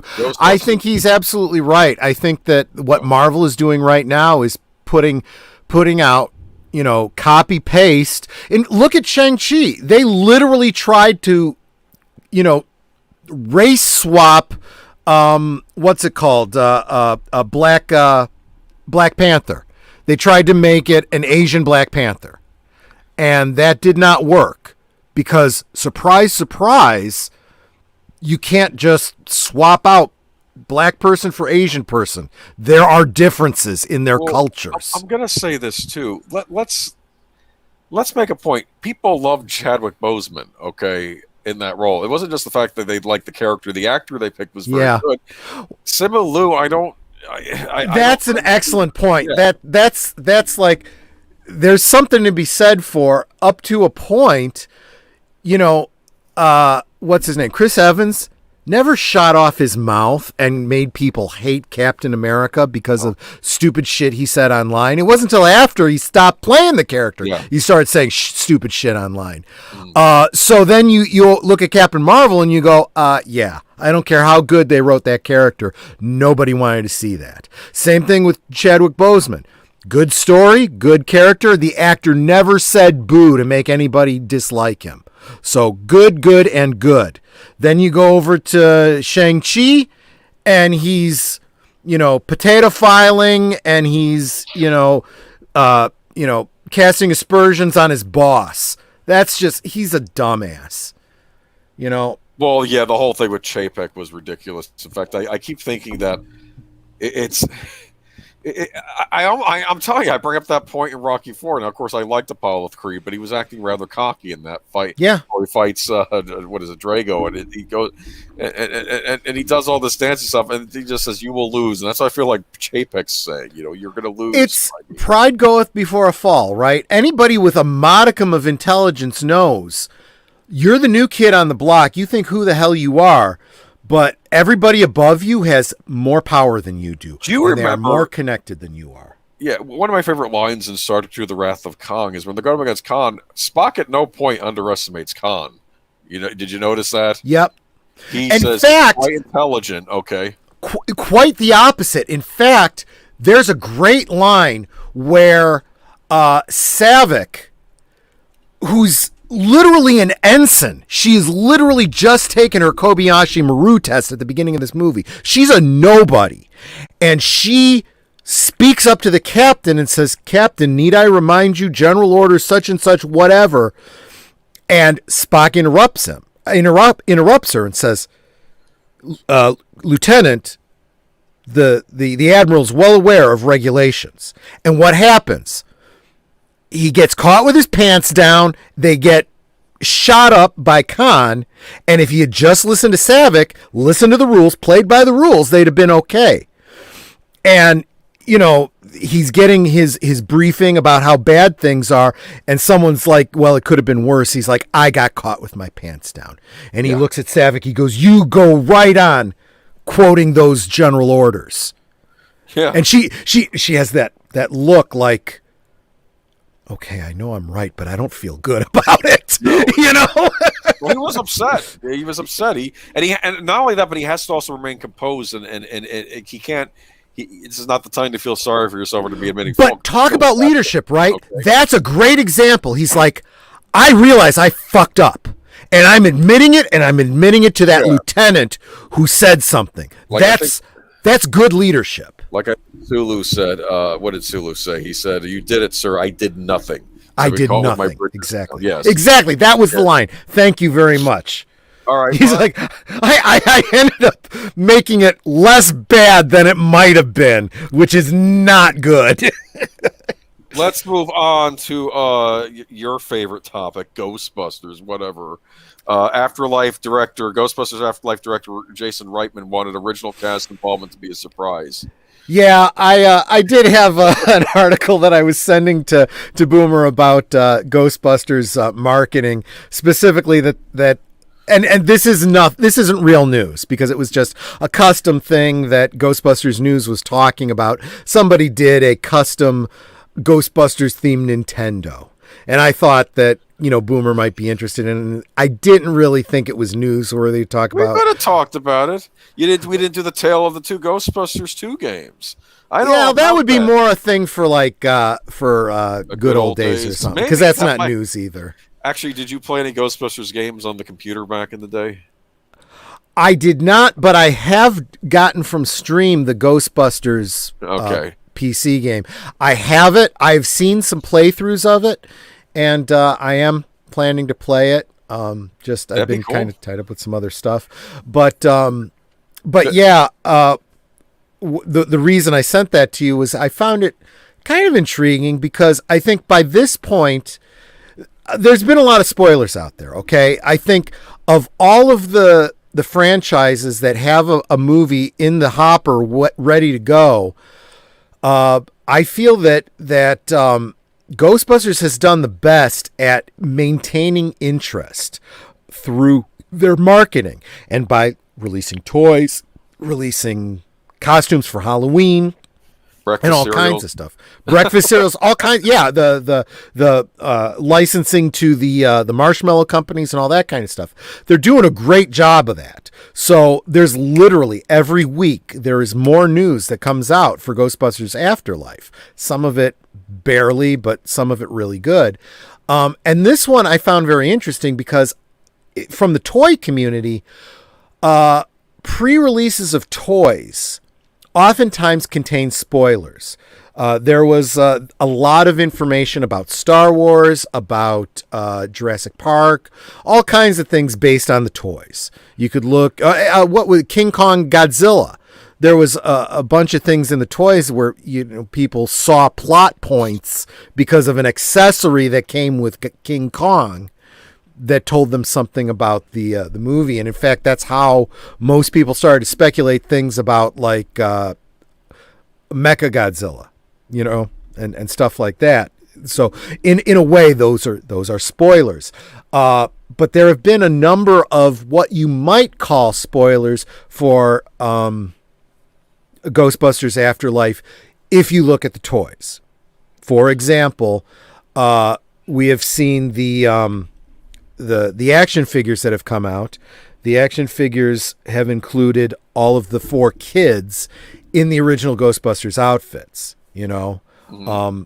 And One of them has Venkman, which is fine because, Spengler. I'm sorry, Spengler, Right. which infers that it's, Grandpa's outfit. Mm-hmm. But then they start making their own, name tags and stuff like that, which is pretty cool. And then just last week, a release of an alternate version of one of the kids in a new costume came out. We haven't seen that in any of the previews, so we know that they probably by the end of the movie, receive or make their own jumpsuits. Well, that makes sense. Somewhat actually. different.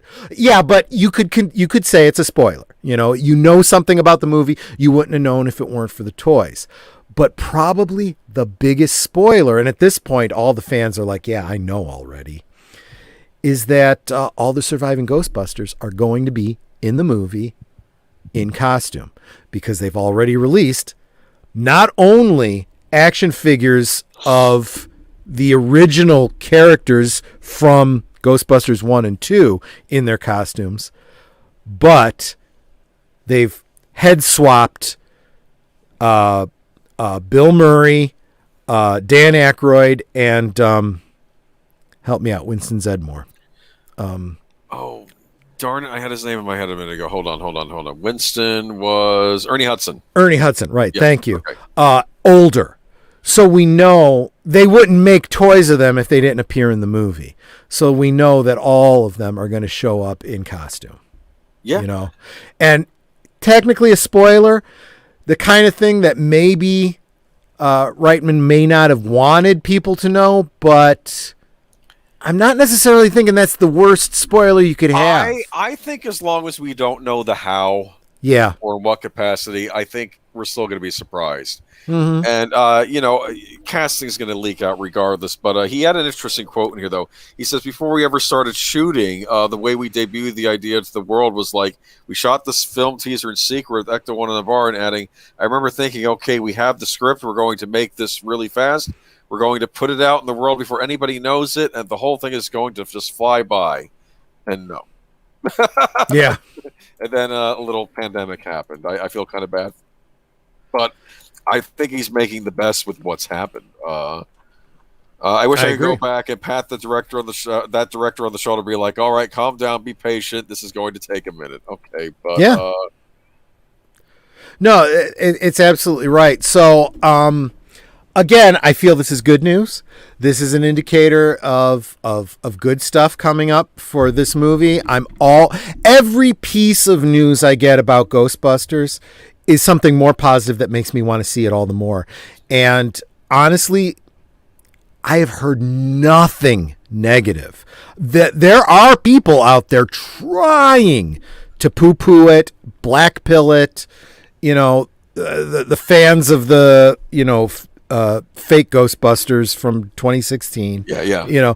Are out there going, yep, every time they put it off, it makes it more and more assured that nobody's going to be interested and everyone's going to lose interest. And I'm like, you just don't understand how marketing works. Honestly, here's the other thing too. Going back to the thing about marketing, we were just talking about how Dune just made 20 million overseas, and that's all gravy. Honestly, the money they're making off of toys and costumes and props and all of this, that's not gravy. That's the meat and frickin' potatoes. What they make at the box office is going to be the gravy. They're probably going to go into opening week for Ghostbusters Afterlife already in the green. Just speculation, but that is how marketing works. Yep. That is how these franchises make their money. The reason that Sony has been desperate to hold on to Spider-Man is not because it makes so much at the box office. The box office revenue is gravy. They keep making money on the action figures and the costumes and the variations of the action figures and the lunch boxes. Still love Spider-Man. Okay, yeah. Let's see. He wanted to make a movie that felt as though the storytellers were handing everything you loved about Ghostbusters back to the audience sitting in their chairs. It felt impossible to do without including the originals, even though this is very much a story about a single mom and her two kids. Yeah, that's fine. You can actually make it about new characters while at the same time honoring the old characters and not crapping on them, you know? Yeah. Oh, I'm telling you. I mean, I plan to now. I am not going to sugarcoat the fact. I am biased. I am positively disposed to this Ghostbusters Afterlife, right?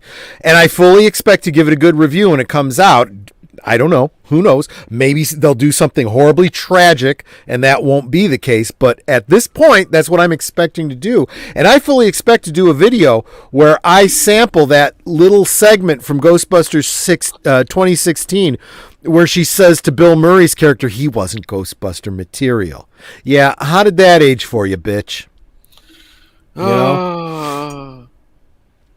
Yeah, it's I'll tell you, none of those Ghostbuster women were Ghostbuster material, apparently. that movie will be movie tanked so bad. Look, I know that there's Ghostbusters fans out there that have their own chapters of the Ghostbusters in every city, and some of their, members dress up in the 2016 flight suits. Oh. Good on you. Okay, that's fine, because I am totally open to the fact that, Nanette and I, the way we do our cosplay is, well, what is really 100% screen accurate, to the point where she looked at the flight suits we were getting and going, does it have all the right zippers in all the right places? And I'm like, honey, it really doesn't have to be that perfect. We are not actually, cosplaying Peter Venkman and, the ones in Egon Spengler in New York. Okay, we are in Chicago, and the Chicago branch is a completely different, I said, if in reality, if we chose to, we could do the real Ghostbusters, or we could do the gray suits from the second movie, or whatever. We have just chosen to visually represent the basic original first movie costumes, and a little bit better than the Ruby's costumes you can get at Party City, but, maybe not 100% perfectly accurate, because my name badge doesn't say Venkman. It says Pacelli, Hey, I thought it was interesting on the cartoon how they explained how they got the new costumes. Remember that? That was very clever. There was a lot of great lore that came out of that cartoon. Their old costumes were dosed with the ectoplasm, and they took on almost like ghost versions of themselves, so they needed new costumes when they fought the ghost versions of their old stuff. That was actually quite brilliant. But another reference to the trope of heroes fighting evil versions of themselves.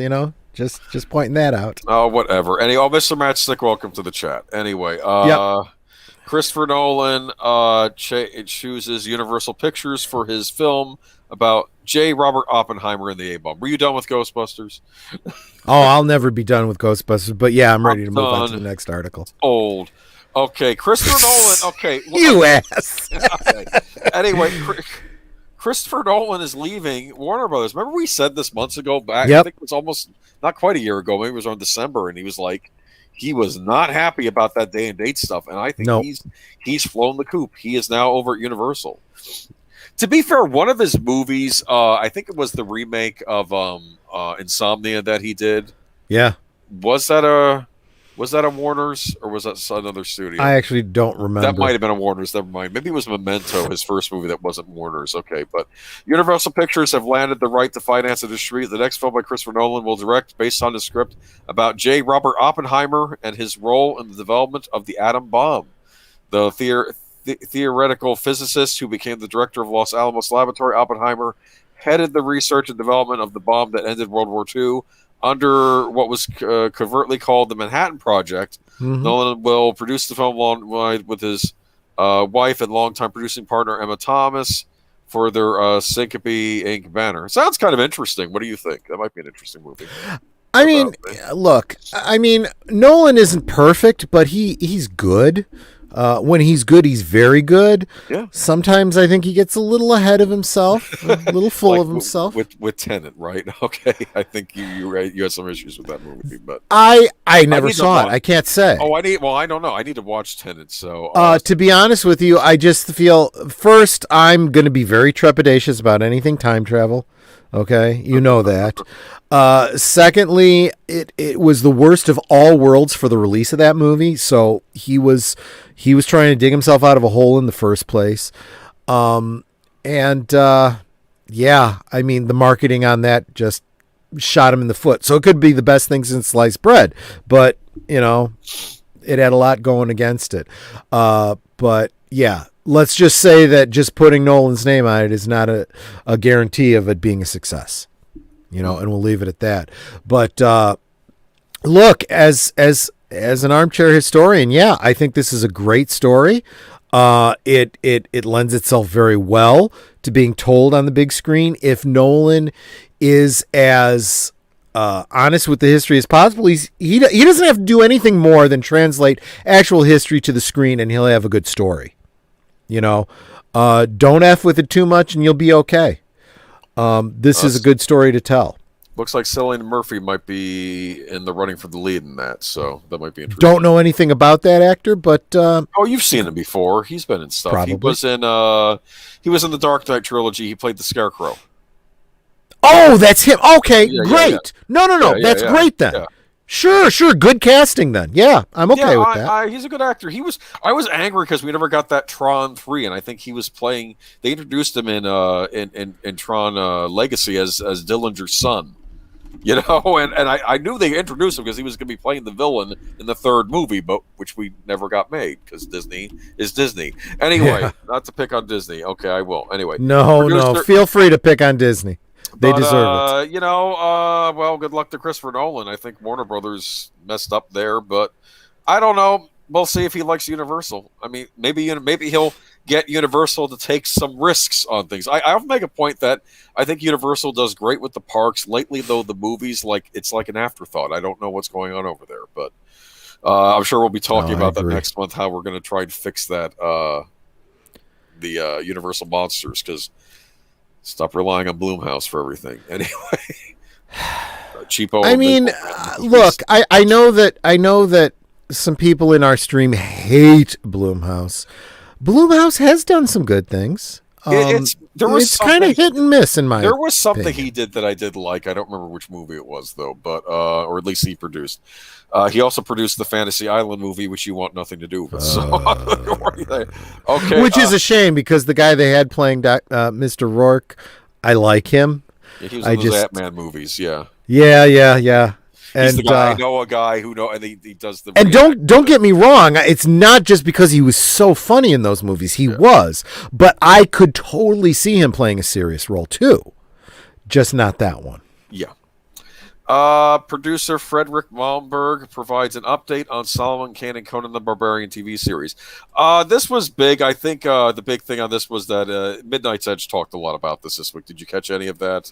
I did not. That apparently a lot of the Robert E. Howard properties are now being run by Funcom.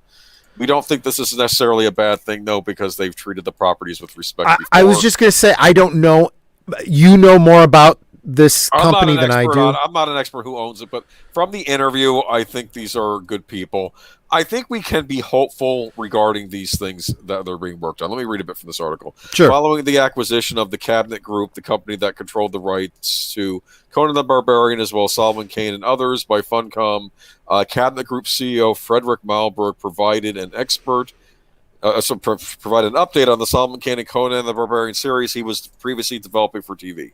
Following the acquisition of the Cabinet Group, the company that controlled the rights to Conan the Barbarian, as well as Solomon Kane and others. No, I already read that. Okay. Mm-hmm. This is a founding in the comics, isn't it? Okay. Malberg stated, well, let's start with Solomon Kane thing that we are developing internally. This acquisition could also change things for us, as we can then look at different, we could look at, for instance, anime versions of Solomon Kane. We can look at various media. We can look at even trying into some of the gaming plans we would have for the character. Okay, so we need to put the thinking hat on that maybe this actually opens up new avenues for us for Solomon Kane. Okay, Mm-hmm. Okay, the TV series is development for Netflix. The series was originally announced back in 2018 as an Amazon Studios production being held by Ryan Condell. However, in 2020, it was reported that Malberg had moved the project to Netflix, where he was working on both live-action and animated adaptations of the character. Midnight's Edge reported in May that the show had moved along its development. Einheiner stated they have a showrunner. They are not ready to divulge who the showrunner is, but there is a showrunner now. What that means is that things are full steam ahead. Of course, you never know anything until the cameras are rolling, but from what I can tell you, at least everything appears to be going smoothly. Okay, and he says, with Conan, I'm happy to say we are writing, we are in development, which means we basically work with a writer who has written the first draft of the pilot of the series and then a season overview. I have reason to stay optimistic on this. I know we hear the word Netflix and we shake sometimes. Yeah. Considering what they've done. But I think this is being produced independently and it's going to get sold to Netflix. Do you understand? Right. This is not new. Lots of movies are done this way, like those Kingsman movies. They were produced independently and then they were sold to 20th Century Fox. Same for those old Resident Evil movies. The ones they were made independently, but then they were sold to Sony. Mm-hmm. And I think that's what's being done here. So I think we can be hopeful about this. I still want more information, but the guy sounded cool on Midnight's Edge. You can check him out. They interviewed. I should put a link to that interview, but it's on their channel. And I'm a big fan of Salman Kane, big fan of Conan. I hope to see good television adaptations of these. From Salman Kane, from what I heard, it sounds like they're going to be treating it like a BBC type show, where each episode is like 90 minutes long, which I think is actually kind of cool. You could do a lot. I do like that format. I don't know why we Americans don't go with that more, because it's... Yeah, I think we, and I've said this before in different ways, specifically when I was talking about Dune and the David Lynch version. This whole idea of trying to take something and squeeze it down to fit in a 2-hour peg is not, is not right. I think there are some films that works with. There are others you should not do that, where a mini series I think would be better served. I think we saw that with Lord of the Rings. We've seen it.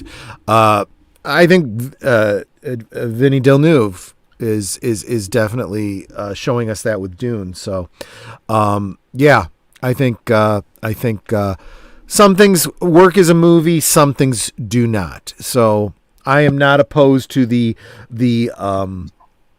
Game of Thrones idea for some things, Right. Just execute it better than Game of Thrones, hopefully. To be fair, I feel bad about Game of Thrones. I think they started out well. If you were a fan of that show, it was fairly consistently good for a long time. Yeah, it was until they ran out of source material. If you've got source material and you're going to take a book and turn it into a season of a series, then great, go for it. From what I had heard, R. Martin provided them with lots of notes on where the story was supposed to be going, and I don't know, but and they started phoning it in. That's the problem. I think that's what happened. Yeah. Speaking of, not speaking of anything, but Hellraiser, new cast members head to Belgrade as filming begins. Yeah. This is kind of your cup of tea, right? Hellraiser, right? Absolutely. That's kind of why I squeezed it in there. That's fine. Sources with knowledge of the production tell us that Odessa Azian, Brandon Flynn, and Drew Starkey are now in Belgrade, Serbia, filming the forthcoming reboot of Hellraiser. Dread Center reported in June that Azion was cast as Riley, the lead in the film, who will be a gender-swapped reinvention of Doug Bradley's iconic antagonist, Pinhead. Yeah. Now Flynn and Starkey have been pinned in 2 new additions to the cast. That's so bad. That is pretty bad, but okay, that's fine. Flynn also stars in the Netflix teen drama 13 Reasons Why and also appears in the psychological thriller series Ratched, which was in development for Netflix by American Horror Story co-creator Ryan Murphy. I don't know what that is. Okay. Starkey stars as Hawkins in several episodes of MTV's Scream, the TV series. I did not like that show. I'm going to be honest with you. That doesn't mean the actors. I was going to say, in and of itself, though, that says nothing about the actors. That's true. Yeah. No, that I wanted to like Scream the TV series. It didn't work. Okay, but I'll talk about that another time. Previously, other reports confirmed that David Bruckner, director of the Night House and segments of the Signal, VHS, and Southbound, is helming the new Ted Clive Barker's classic. The Hellraiser script also comes from Ben Collins and Luke Petrosky. The Night House producer, David Goyer, wrote the story. Is that the David Goyer we know about? We know probably a Batman fame. Why are they? Okay, Goyer also not necessarily a bad thing, but it does cause. He's good or bad. Like I love Blade, hit and miss, right? Yeah. Goyer serves as Blade Trinity, not so much, but he did write the screenplay for the first Blade. Okay, Goyer serves as producer on behalf of his studio Phantom 4 alongside Keith Levine. Bruckner is making Hellraiser exclusively for Hulu. In an interview with SFX, the director said of the project, "It's a joy and a dream for a filmmaker like myself to dive into that world. All I'll say is that we're aiming to be as true to the original material. Clive Barker's original story, The Hellbound Heart, is also a primary source for inspiration as well as the original film. But then it is something of a small reimagining, and we are currently working on it." Okay, to that end, Bruckner's allusion to Hellbound Heart will make a lot of sense. An adaptation of that story with Azion as the lead is consistent with Barker's source material. In the story, Pinhead is androgynous. So I'm taking that whole backstory with him being that army guy or whatever. Or maybe that is the story. Yeah. Okay, I don't know. So let me jump in here. So to say that this is going to be a reimagining or reboot or remake or whatever you want to call it it's kind of like saying if they going back to Vinny Villeneuve and Dune would be like saying that's a remake of the David Lynch film. I think everybody knows that's not the case. This is another shot at a film adaptation of the original source material, right?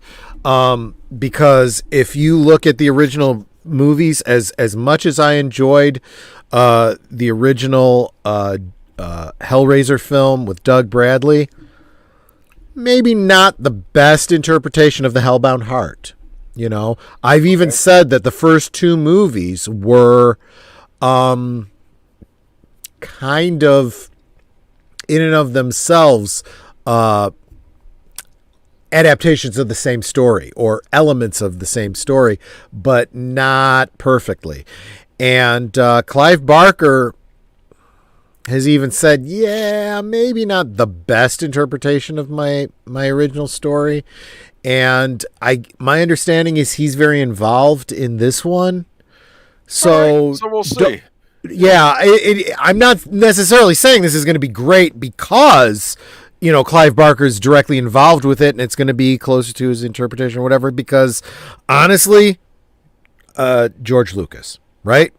George Lucas has been kind of hit and miss on his own projects and his own interpretations of, Right. So, but unlike what Melissa Harris is saying, I am not specifically going to say that Pinhead without Doug Bradley, hard pass. I'm not that hard line about it, right? Because I'll be honest with you, Hellraiser with Doug Bradley, some of them have been hard passes for me. Oh, I'm just saying. Oh, yeah. Well, not only there have been sequels out there that have been kind of Hellraiser in name only with Doug Bradley.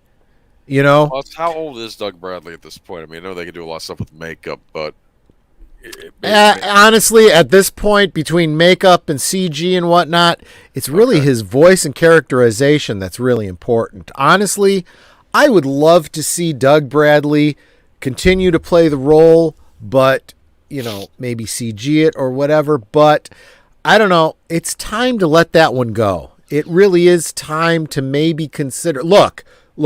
Think. Let's put on our intellectual honesty here, okay?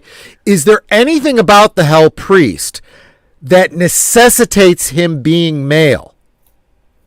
Did you ever see a romance? Did you ever see him, getting jiggy with anybody? No, you didn't. It was just one interpretation of a character that is not gender specific. Okay, it just was what it was. Gotcha. And if they're going to cast, someone to be androgynous or more feminine or whatever, not necessarily a problem when you consider the context of a sadomasochistic demon, right? Yeah, like I said, the thing with horror, really, you have to, it's either hit or miss. You know, we're going to have to wait and see how it comes out. It sounds like they're trying to honor the source material, and there have been some bad Hellraiser movies since then anyway. Yeah. So we'll see how it goes. And ironically, the last couple films, we had 2 films that recast the Hell Priest. One of them was just hot garbage. But the last one, kind of not so bad. Yeah, and also, I am going to say this. I'm sure back in the day, before Christopher Lee played Dracula, it was like no one can play Dracula but Bela Lugosi. But we did get Christopher Lee, and he's also iconic. He's different than Lugosi. And right. You make a good point. So I would even say that, what's his name from Bram Stoker's Dracula? Help me out here. Gary Oldman, thank you. Did an excellent job. Yeah. There are some things I did not care for. Love never was when it comes to Dracula, but that's not on Gary Oldman, right? So I'm not necessarily stumping for or being a stand for this new version of Hellraiser. It's just news. It might be good, might be shit. Don't know yet. But I'm willing to be open-minded at this point. We'll see. We'll see. I mean, maybe if they just let the creative people do what they want, as long as they know what they're doing. You know. I mean, on the one hand, Clive Barker involved, good, but Clive Barker many years on, maybe not so good. Don't know. We'll see. But we're just reporting on this, and we'll see. Let's see here, though. We got HBO leaves Amazon Prime as Warner Media takes subscriber hit. Yeah, that's some interesting business stuff. Yeah. Let's talk about that. Okay, so we got HBO will lose some 5 million of its subscribers to Amazon Prime's videos channels platform on Wednesday. In messages sent out to subscribers earlier this month, Amazon said HBO subscriptions would be canceled September 15th, with users getting a prorated refund based on their last billing cycle. Yikes! That's really, really big deal, right? On Friday, HBO rolled out a special offer to try and entice those users back into the fold or bring in new subscribers. The streaming service offered a deal giving users 50% off for 6 months, lowering the price of the premium service to $7.49 per month. Previously, Prime users were able to individually subscribe to HBO via the channel's platform for $15 a month. But in late 2020, Warner Media and Amazon reached an agreement to remove HBO from the Amazon channels this year, as Warner Media wanted HBO Max to become the primary entry point for subscribers engaging with its streaming content. Okay, now, this is where I'm a little confused by this. Okay? Instead, HBO Max becomes available as a standalone app on the Amazon Fire TV devices. So you can no longer get just HBO, you have to get HBO Max. Is that basically... I know, and again, this is kind of tangentially related to something we've said previously about the many, many forms of HBO streaming. And how it's like a peas and carrots concept here. I still don't know what to say about that. I'm not kidding you. I think at one point there was HBO Now, HBO Plus, HBO, and HBO Max. I did a graphic for it for one of our videos, and I was scratching my head going, I'm going to do the graphic, but I'm leaving it up to Aged Boomer to figure out what the fuck's going on with this. Hey, I got HBO Plus. Why aren't I seeing Zack Snyder cut Justice League? No. That's only on HBO Max, you loser. That's what they should say to you. Okay. Speaking with Bloomberg in August, HBO Max chief Andy Forso said HBO was willing to lose subscribers in the short term. It meant cutting out the middleman, in this case Amazon, and having a direct relationship with its consumers instead. Oh, wait a minute. So no, I don't think you can get HBO Max on Amazon Prime. That's what I think this is. Look, here's how I think this works. Okay, go ahead. Yeah. Amazon Prime, you can subscribe to different services through it. So instead of me getting BritBox as a standalone app on my Roku device, I might be able to subscribe to BritBox through Amazon and watch my Blake 7 through Amazon as opposed to watching it standalone on my Roku device. Now, I think they made a caveat. We'll still let people use your Amazon Fire Stick, and they can download the HBO Max app on that, but they can no longer buy it through your Amazon Prime streaming service. Do you understand? Sometimes you have streaming services. No, I actually don't. I'm getting a headache. Like with Hulu, you might be able to get HBO through Hulu as an add-on. I could be wrong on there. Don't quote me on that. But I think you can get different streaming services through the big streaming services and then get them individually by themselves and not go through the bigger streaming services.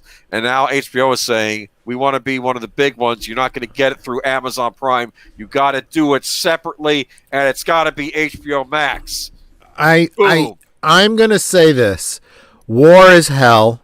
It's a messy prospect, and the streaming war no less. Okay? It is very confusing, and we knew this, right? I mean, we've jumped back and forth on this issue, right? On the one hand, we can't have every single studio having their own platform. No one can afford that, right? So we knew there was going to be a Highlander, like there can be only one or at least only a few, at some point. And these streaming services were going to end up weeding themselves out. But we've also seen a lot of licensing and acquisitions and back and forths and stuff. And, the messiness with Sony and Marvel and Disney and da-da-da-da-ba-ba-ba-ba. Oh, so, yeah. Go ahead. So I think we're seeing some of that here too. People are not going to be happy about this. Because a lot of people, they just want to get HBO to get the HBO shows. Like they want to watch the latest season of True Detective or something. Right. So they'll do HBO Max through their Amazon account. Because I'm going to say this. Sometimes you have to go through Amazon. Like not all devices have access to all these apps. Right. Like I remember HBO Max wasn't on some devices in the beginning. Now I think it is. Not to mention that I've said this many times. I don't have any of these streaming services because until they get their crap together, I'm surfing the high seas, right? With one exception, Amazon Prime. And that's not because I chose to subscribe to Amazon Prime, because I desperately wanted to see, I don't know, tell me something that's streaming on Amazon Prime. That's my point. I don't even know what's on Amazon Prime. They have the Jack Ryan show. Okay. Not that I've seen it, but how many times has there been a week? Who played Jim on The Office is Jack Ryan on it. I've never even seen John The Office, Krasinski. so I don't know. John Krasinski.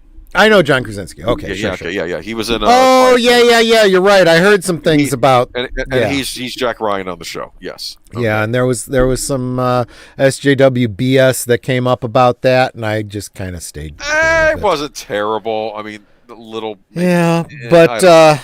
You know what? And especially after the last couple rewatches that we had over on Birdman's channel, I'm just kind of feeling like, even though I did like those movies, I think I really need to read those damn books. At this point, read the books. Yeah. It always comes down to that, right? The books are always better. So, but anyway, getting back to Amazon. How many times has there been a Saturday rewatch on Netter's Network or on Big Al Presents, and I go, let's see, where is this available? Oh, look, it's on Amazon Prime. I can watch this effer. I can stream it. Didn't even realize, There's a lot of good stuff on Amazon. Yeah. I honestly don't do a lot of going to Amazon Prime for movies. I did for Trouble Is My Business, Tom Conkle, just to support him, but I still bought my physical media because I wasn't going to... Well, they have TV shows on Amazon as well, not just the stuff they make for Amazon. They have, for a little bit, they had Space 1999 on there. But dude, once again, when it comes to TV shows I love, I've already got them on physical media. So I'm just saying. Okay. Zootopia. Amen, brother. No, you're not going to even have to work real hard at that. You're probably preaching to the choir on that one, so you probably have an easy conversion on your hands. But anyway, so guess what? Stop slumming and just buying HBO. You got to get HBO Max now. And if you get HBO Max now, you get Batman Audio Adventures. Also, a new Aquaman animated series that the kids will love. Oh, God. I'm kidding. I had Troy watch the Aquaman animated series trailer. It looks like hot garbage. It looks like very similar animation to, what was that? The Thundercats Go I Roar or whatever. Worse. And I think it looks worse. I think it looks worse than that. If that what is the Teen Titans Ho or Joe or I think whatever. It looks worse. I know. I'm just a way to make it look worse. You're probably right. I know that's how you're trying to explain it.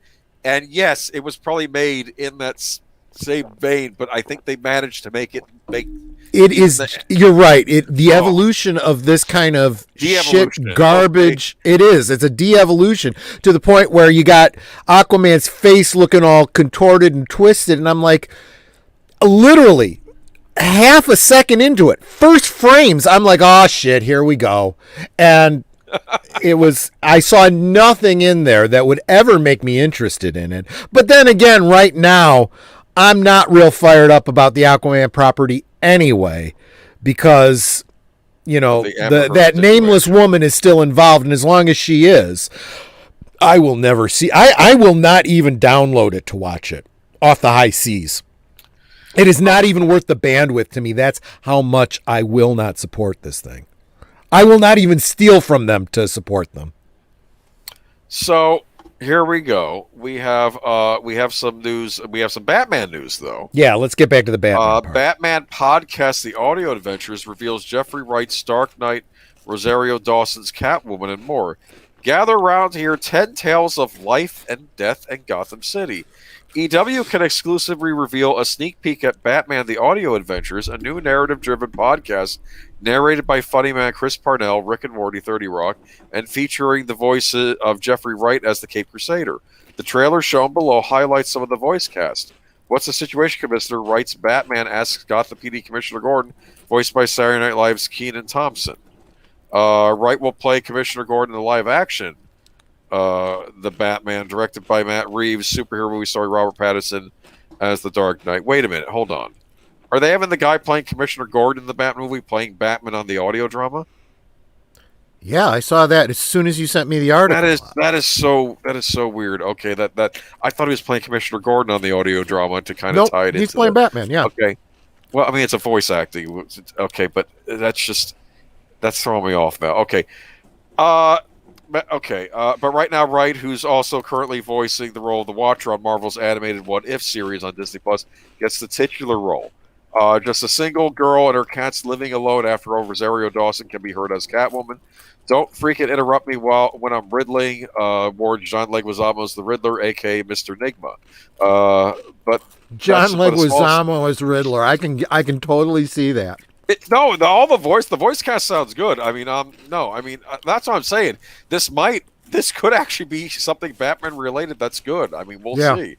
That's been a small sampling of the massive ensemble, an extended clip from the first episode, which can be heard in the video. Yeah. An audio drama should not have any drama behind the casting. It shouldn't. It should just be, yep, he's got a great voice. I mean, he'll do a good job. But some fucking Mendelsohn moron is going to do an article claiming that there's somebody that has some problem with a black actor doing the voice of Batman, and it's going to be all kinds of, oh, fuck this shit again. Yeah, well, there's always going to be one person on the internet to complain about something, and then it becomes everybody, and then here comes the fray. Listen, I don't know if this show's going to be any good. It'll boil down to the writing. I think the acting will be fine. It says written and directed by SNL Emmy-winning scribe and producer Dennis McNichols. I don't know who that is. Saturday Night Live, we'll see. I hope it's not recent Saturday Night Live, but the 10-episode arc takes place years into Batman's in terms of vigilante crime fighter when he decides to become an official employee of Gotham. The move expands the rift between him and Catwoman, who's been using Gotham criminals as her own personal ATM. According to a plot description, there are still villains to be thwarted. The cast includes Brent Spiner as Joker, which Young Justice fans, he has done the voice of the Joker on that, so that'll be interesting. Bobby Moynihan as Penguin, Heidi Gardner as Harley Quinn and Miss Tuesday, and Alan Tudyk as Bruce Wayne's butler, Alfred. Oh, Alan interesting. Tudyk. Brooke Shields as reporter Vicky Vale. Yeah, nice. No, I'm thinking this could be good. I don't know. We'll see. I mean, I like the casting, and it's funny. I keep feeling like everything's becoming cheap now, and now we're going back to audio dramas. But if it's well done, maybe we could all go back to listening to the radio again. Look, audio drama has a lot going for it. First, it's story driven. I mean, there's no special effects. There's no physical acting. There's no CG. There's none of that. It's all in your head. So you picture it how the fuck you want to picture it. You can picture them as masculine or feminine or dressed or not dressed as you so choose. What color skin, anything. That's up to you. The story is the story, right? As long as these are well done and well written, I hope this is a successful. Maybe we'll see more things like this. Don't have to worry about the coof because everybody can record their lines from their own homes. You do it via Skype. Yeah. After my trauma by you saying Skype, you know what? Speaking of which, I mentioned Tom Conkle earlier. The Real Deal with Tom Conkle. Check out his channel. He and some of his people have started doing some audios over there over Skype too. Very, very good stuff. Worth checking out. Okay. But let's see. Brett Spiner was not a good Joker on Young Justice. Hope he is. I thought he was fine on Young Justice. I guess that's a difference of opinion. I'll be honest. I just before the stream, Boomer had me listen to it. I didn't have any strong opinions one way or the other, and honestly, wouldn't have even known it was Brent Spiner if Boomer hadn't told me it was. Yeah. Oh. Okay. So here's the big news that I'm going to let you fill this one, Troy. This is the Dragon Quest chess set going for... I'm kidding. Okay. I was going to say, I have nothing to say. I don't even know what Dragon Quest is. I'm just saying a $30,000 chess set seems pretty costly to me. Is a art role-playing game series in Japan. I'll give you a little bit of a history lesson. I read this in the book Game Over. Okay, in the olden days, there was this man who was the American ambassador to Japan, I believe, okay? And he had a son that lived there with him, and his son got into computer programming. And then he went over to Japan and helped them program a computer game called Black Onyx. It was called Black Onyx, and it was very... and it was basically introducing the Japanese to something called a role-playing game, which they had never heard of before, okay? And then they made a follow-up to it, which was, I believe, called Dragon Quest, and it was the first Dragon Quest game, and role-playing games took off big time in Japan. Also, pen and paper RPGs became big over there, too. But Dragon Quest is their earliest and one of their biggest role-playing game series. I think it's up to 12 now, or they're working on 12 right now, and the game series, and also all sorts of spin-off games as well, right? And but the game series is so popular over there that I think they eventually had to basically make the release date of a new Dragon Quest game a holiday from school because the kids would cut class anyway to buy the game. Okay, so they just said, "Forget it. We're just going to make it a day off." And basically, it's a very Dragon Quest Day. Dragon Quest, known as Dragon Warrior in the United States, because for some reason at the time when it was released over here, I think someone else had the license to the name Dragon Quest. Now Dragon Quest, now they just call it Dragon Quest. You can get the latest one, Dragon Quest 11S, on PC, I believe now too. But it's a very big deal series in Japan. So this is a computer role-playing game? Yeah, it's made for consoles, but they have it on computers now as well. And it's a the artwork is done by the guy that made the artwork for Dragon Ball Z, a very popular anime show. Okay, over there. I know that. And it's basically just true blue fantasy role playing. You go in and attacking slimes, and the slimes are very cute looking. But it's a very popular series over there. Anyway, but there is now a chess set. Okay. And yes, Mr. Matchstick, it's actually made out of silver, not gold. But yeah. please. So at least, yeah, I guess they can justify the cost, at least in the the fact that it's got value. Jay Treasure revealed that it's currently working on a chess set inspired by Dragon Quest, The Adventure of Dai. The brand produces this set to celebrate the first anniversary of the TV anime show. So they must have a Dragon Quest anime over there now too, as well. The chess pieces are modeled after Hadlar Royal Guard, a group of bodyguards tasked to protect Hadlar, one of the main antagonists in The Adventures of Dai. Each bodyguard is actually based on a chess piece as well. The group consists of Paul and him, the Knight Sigma, all these. I have not seen this anime yet. I don't know if it's over here yet. But you can take pre-orders are available for Dragon Quest Adventure Digest in early November 2021. Its website supports international shipping with the worldwide shipping service. So those of you with a spare $30,000 on you, you can get yourself a silver Dragon Quest chess set. What do we think, huh? I think for $30,000, I'll get a new car. I mean, my God, that's not going to impress the ladies. You want to get a silver chess set. I don't know why I picked. You know what would impress my lady, honey? There is this $30,000 geeky thing I want to get, but I'm not going to get it because I'm going to be a responsible husband. That would impress her. You took out a mortgage on the house for the chess set. Okay. No, I'm sure. I don't know the. There are going to be people that will buy this. I am just, how old is this franchise, this Dragon Quest? Goes back to the 80s and is going on now still. I have a hard time believing that there are going to be people with the disposable income that have been fans that long. They're going to go, yeah, I'll spend $30,000 on a Dragon Quest. I mean, I could see it if it was Star Wars here and someone like maybe Adam Savage in Japan, it's sort of that's the popularity level. That's a good comparison to Star Wars. Yeah. But I mean, is there someone comparable like an Adam Savage over there who's wealthy, has money, and into geeky stuff like that? I don't know. The Emperor's Son, maybe. I don't know. It's like it'll maybe be in the royal court. I don't know. It's. I don't know. I think if I had $30,000, I would pay people to dress up as the characters on a life-size chessboard. You underestimate these people. Yes, okay. But anyway, Dragon Quest is a lot of fun, though, if you ever want to get into it. I think 11S is a good place to start. But anyway, Yoda voice actor Tom Kane retires after stroke affecting his voice. Yeah. This is kind of sad news, actually. It is. Yeah, let me go ahead and... like many voice actors, you may not know what Tom Kane looks like, but Star Wars fans will probably know his voice. Across 3 decades of work, he has given voice to Yoda, Admiral Akbar, Qui-Gon Jinn, C-3PO, Magneto, Professor Utonium, and Darwin, the chimpanzee from the Wild Thornberries. Yoda is easily the most reprised role, so if you've ever played a Star Wars video game, from the Clone Wars to Skywalker Saga, you'll have heard him. Sadly, following a serious stroke at the end of 2020, Tom Kane has been forced into early retirement at the age of 59, according to his daughter Sam, who posted a statement on Facebook.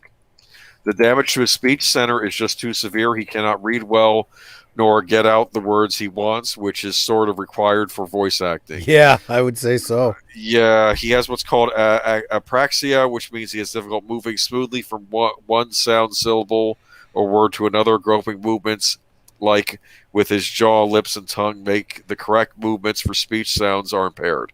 Essentially, he knows exactly what he wants to say. He knows exactly what's going on, but the words are trapped in his head, and when they do come out, it's usually too slurred to understand. He has a handful of words he says perfectly, but just a handful. He relies on all forms of nonverbal communication now. Thank God he's an actor and great at charades. I feel really bad about this. Yeah. But his voice, he also did voices for Grim Fandango, Curse of Monkey Island, Marvel Ultimate Alliance, Lego Indiana Jones, where he played the whip-cracking archaeologist himself. Okay, so wow.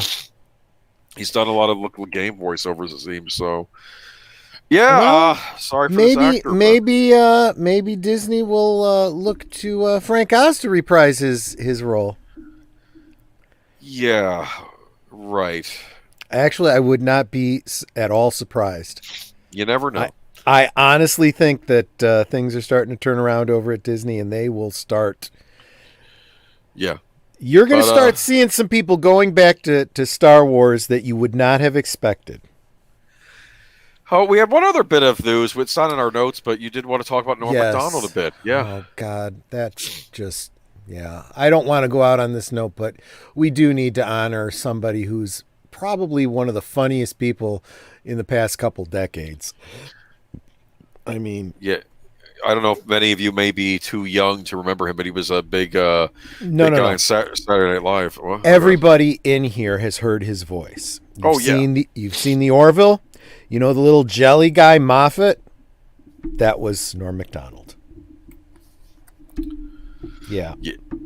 And he's done some other voiceover work. I don't know what all, but his stand-up routine was brilliant. And I would say that his tenure on Saturday Night Live was pretty much the end of Saturday Night Live. Yeah. After that, it was not funny ever again. And it's. I remember his weekend updates often. They were funny, and I remember he eventually got let go from that because he kept making fun of O.J. Simpson. Yeah. And I guess O.J. Simpson was a friend of the producers. What's really cool is that you can think about. On YouTube you can find people have taken his O.J. Simpson sketches and strung them all together, and when you do it and you watch it that way, you really can see exactly why he's doing it. And Nanette was like, a lot of these aren't even funny. And I'm like, honey, I know, but it's more of a meta context that's funny, because in retrospect, he was told this is a subject you cannot, make jokes about. And he said, fuck you. And he just started punching them out. Boom, boom, boom, boom, boom, boom, boom, boom, boom. And every joke that he made, whether it was related to O.J. Simpson or not, he would say, at least I'm not a murderer like O.J. Simpson, and stuff like that. It's, oh my God. All these jokes, yeah. Oh, just freaking brilliant. That's the prime example of edgy humor trying to, well, at least I don't think it's edgy myself, but I mean, the point is you take risks with comedy, right? Or what's even better is he really busted up the women on the, what was it? Is that The View or whatever it was? So, yeah.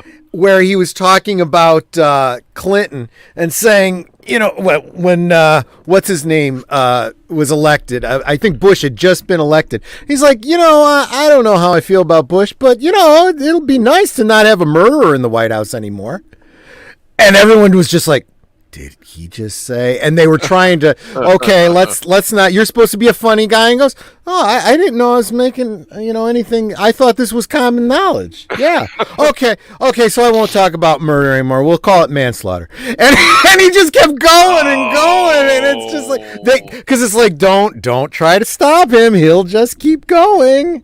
And the more they tried to be serious, the more he was trolling those girls. I loved it. It's brilliant. You really got to check it out. They need a good trolling these days, yeah. But and you said he'd become Christian later on, right? Oh yeah, he was very, very. In fact, he was right on the edge of the people wanting to cancel him because he was Christian thing, and he's like, look, someone said something about someone making an edgy comment, and he's like, yeah, it's really, real edgy to go after the Christian, right? Try making some Muslim jokes, see how far that gets you. Yep. And the guy just had no fucks to give. But yeah, he was a judge on one of those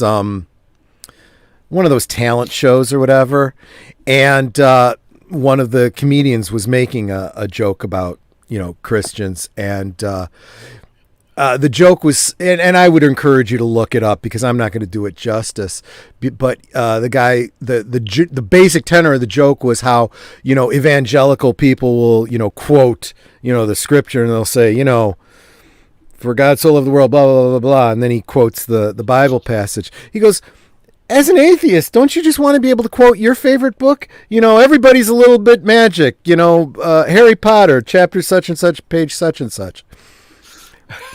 And that's when, they go down the line and everyone's like, I thought that was so funny. And, your joke about the Bible and stuff. And Norm Macdonald's like, yeah, no, I don't find that funny at all.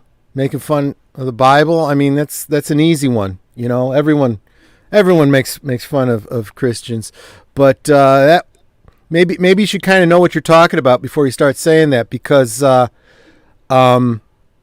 what's her name? Who wrote Harry Potter? J.K. Rowling. J.K. Rowling once said that if you know your Bible, you know how my books end. Huh. And everyone was just, holy crap, he's not making a joke.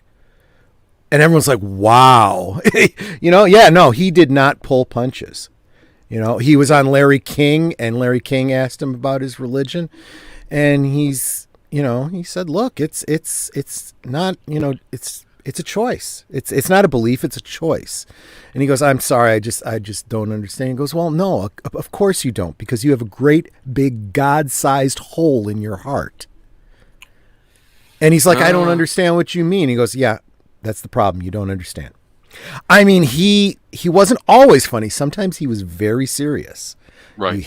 But he knew what he was talking about.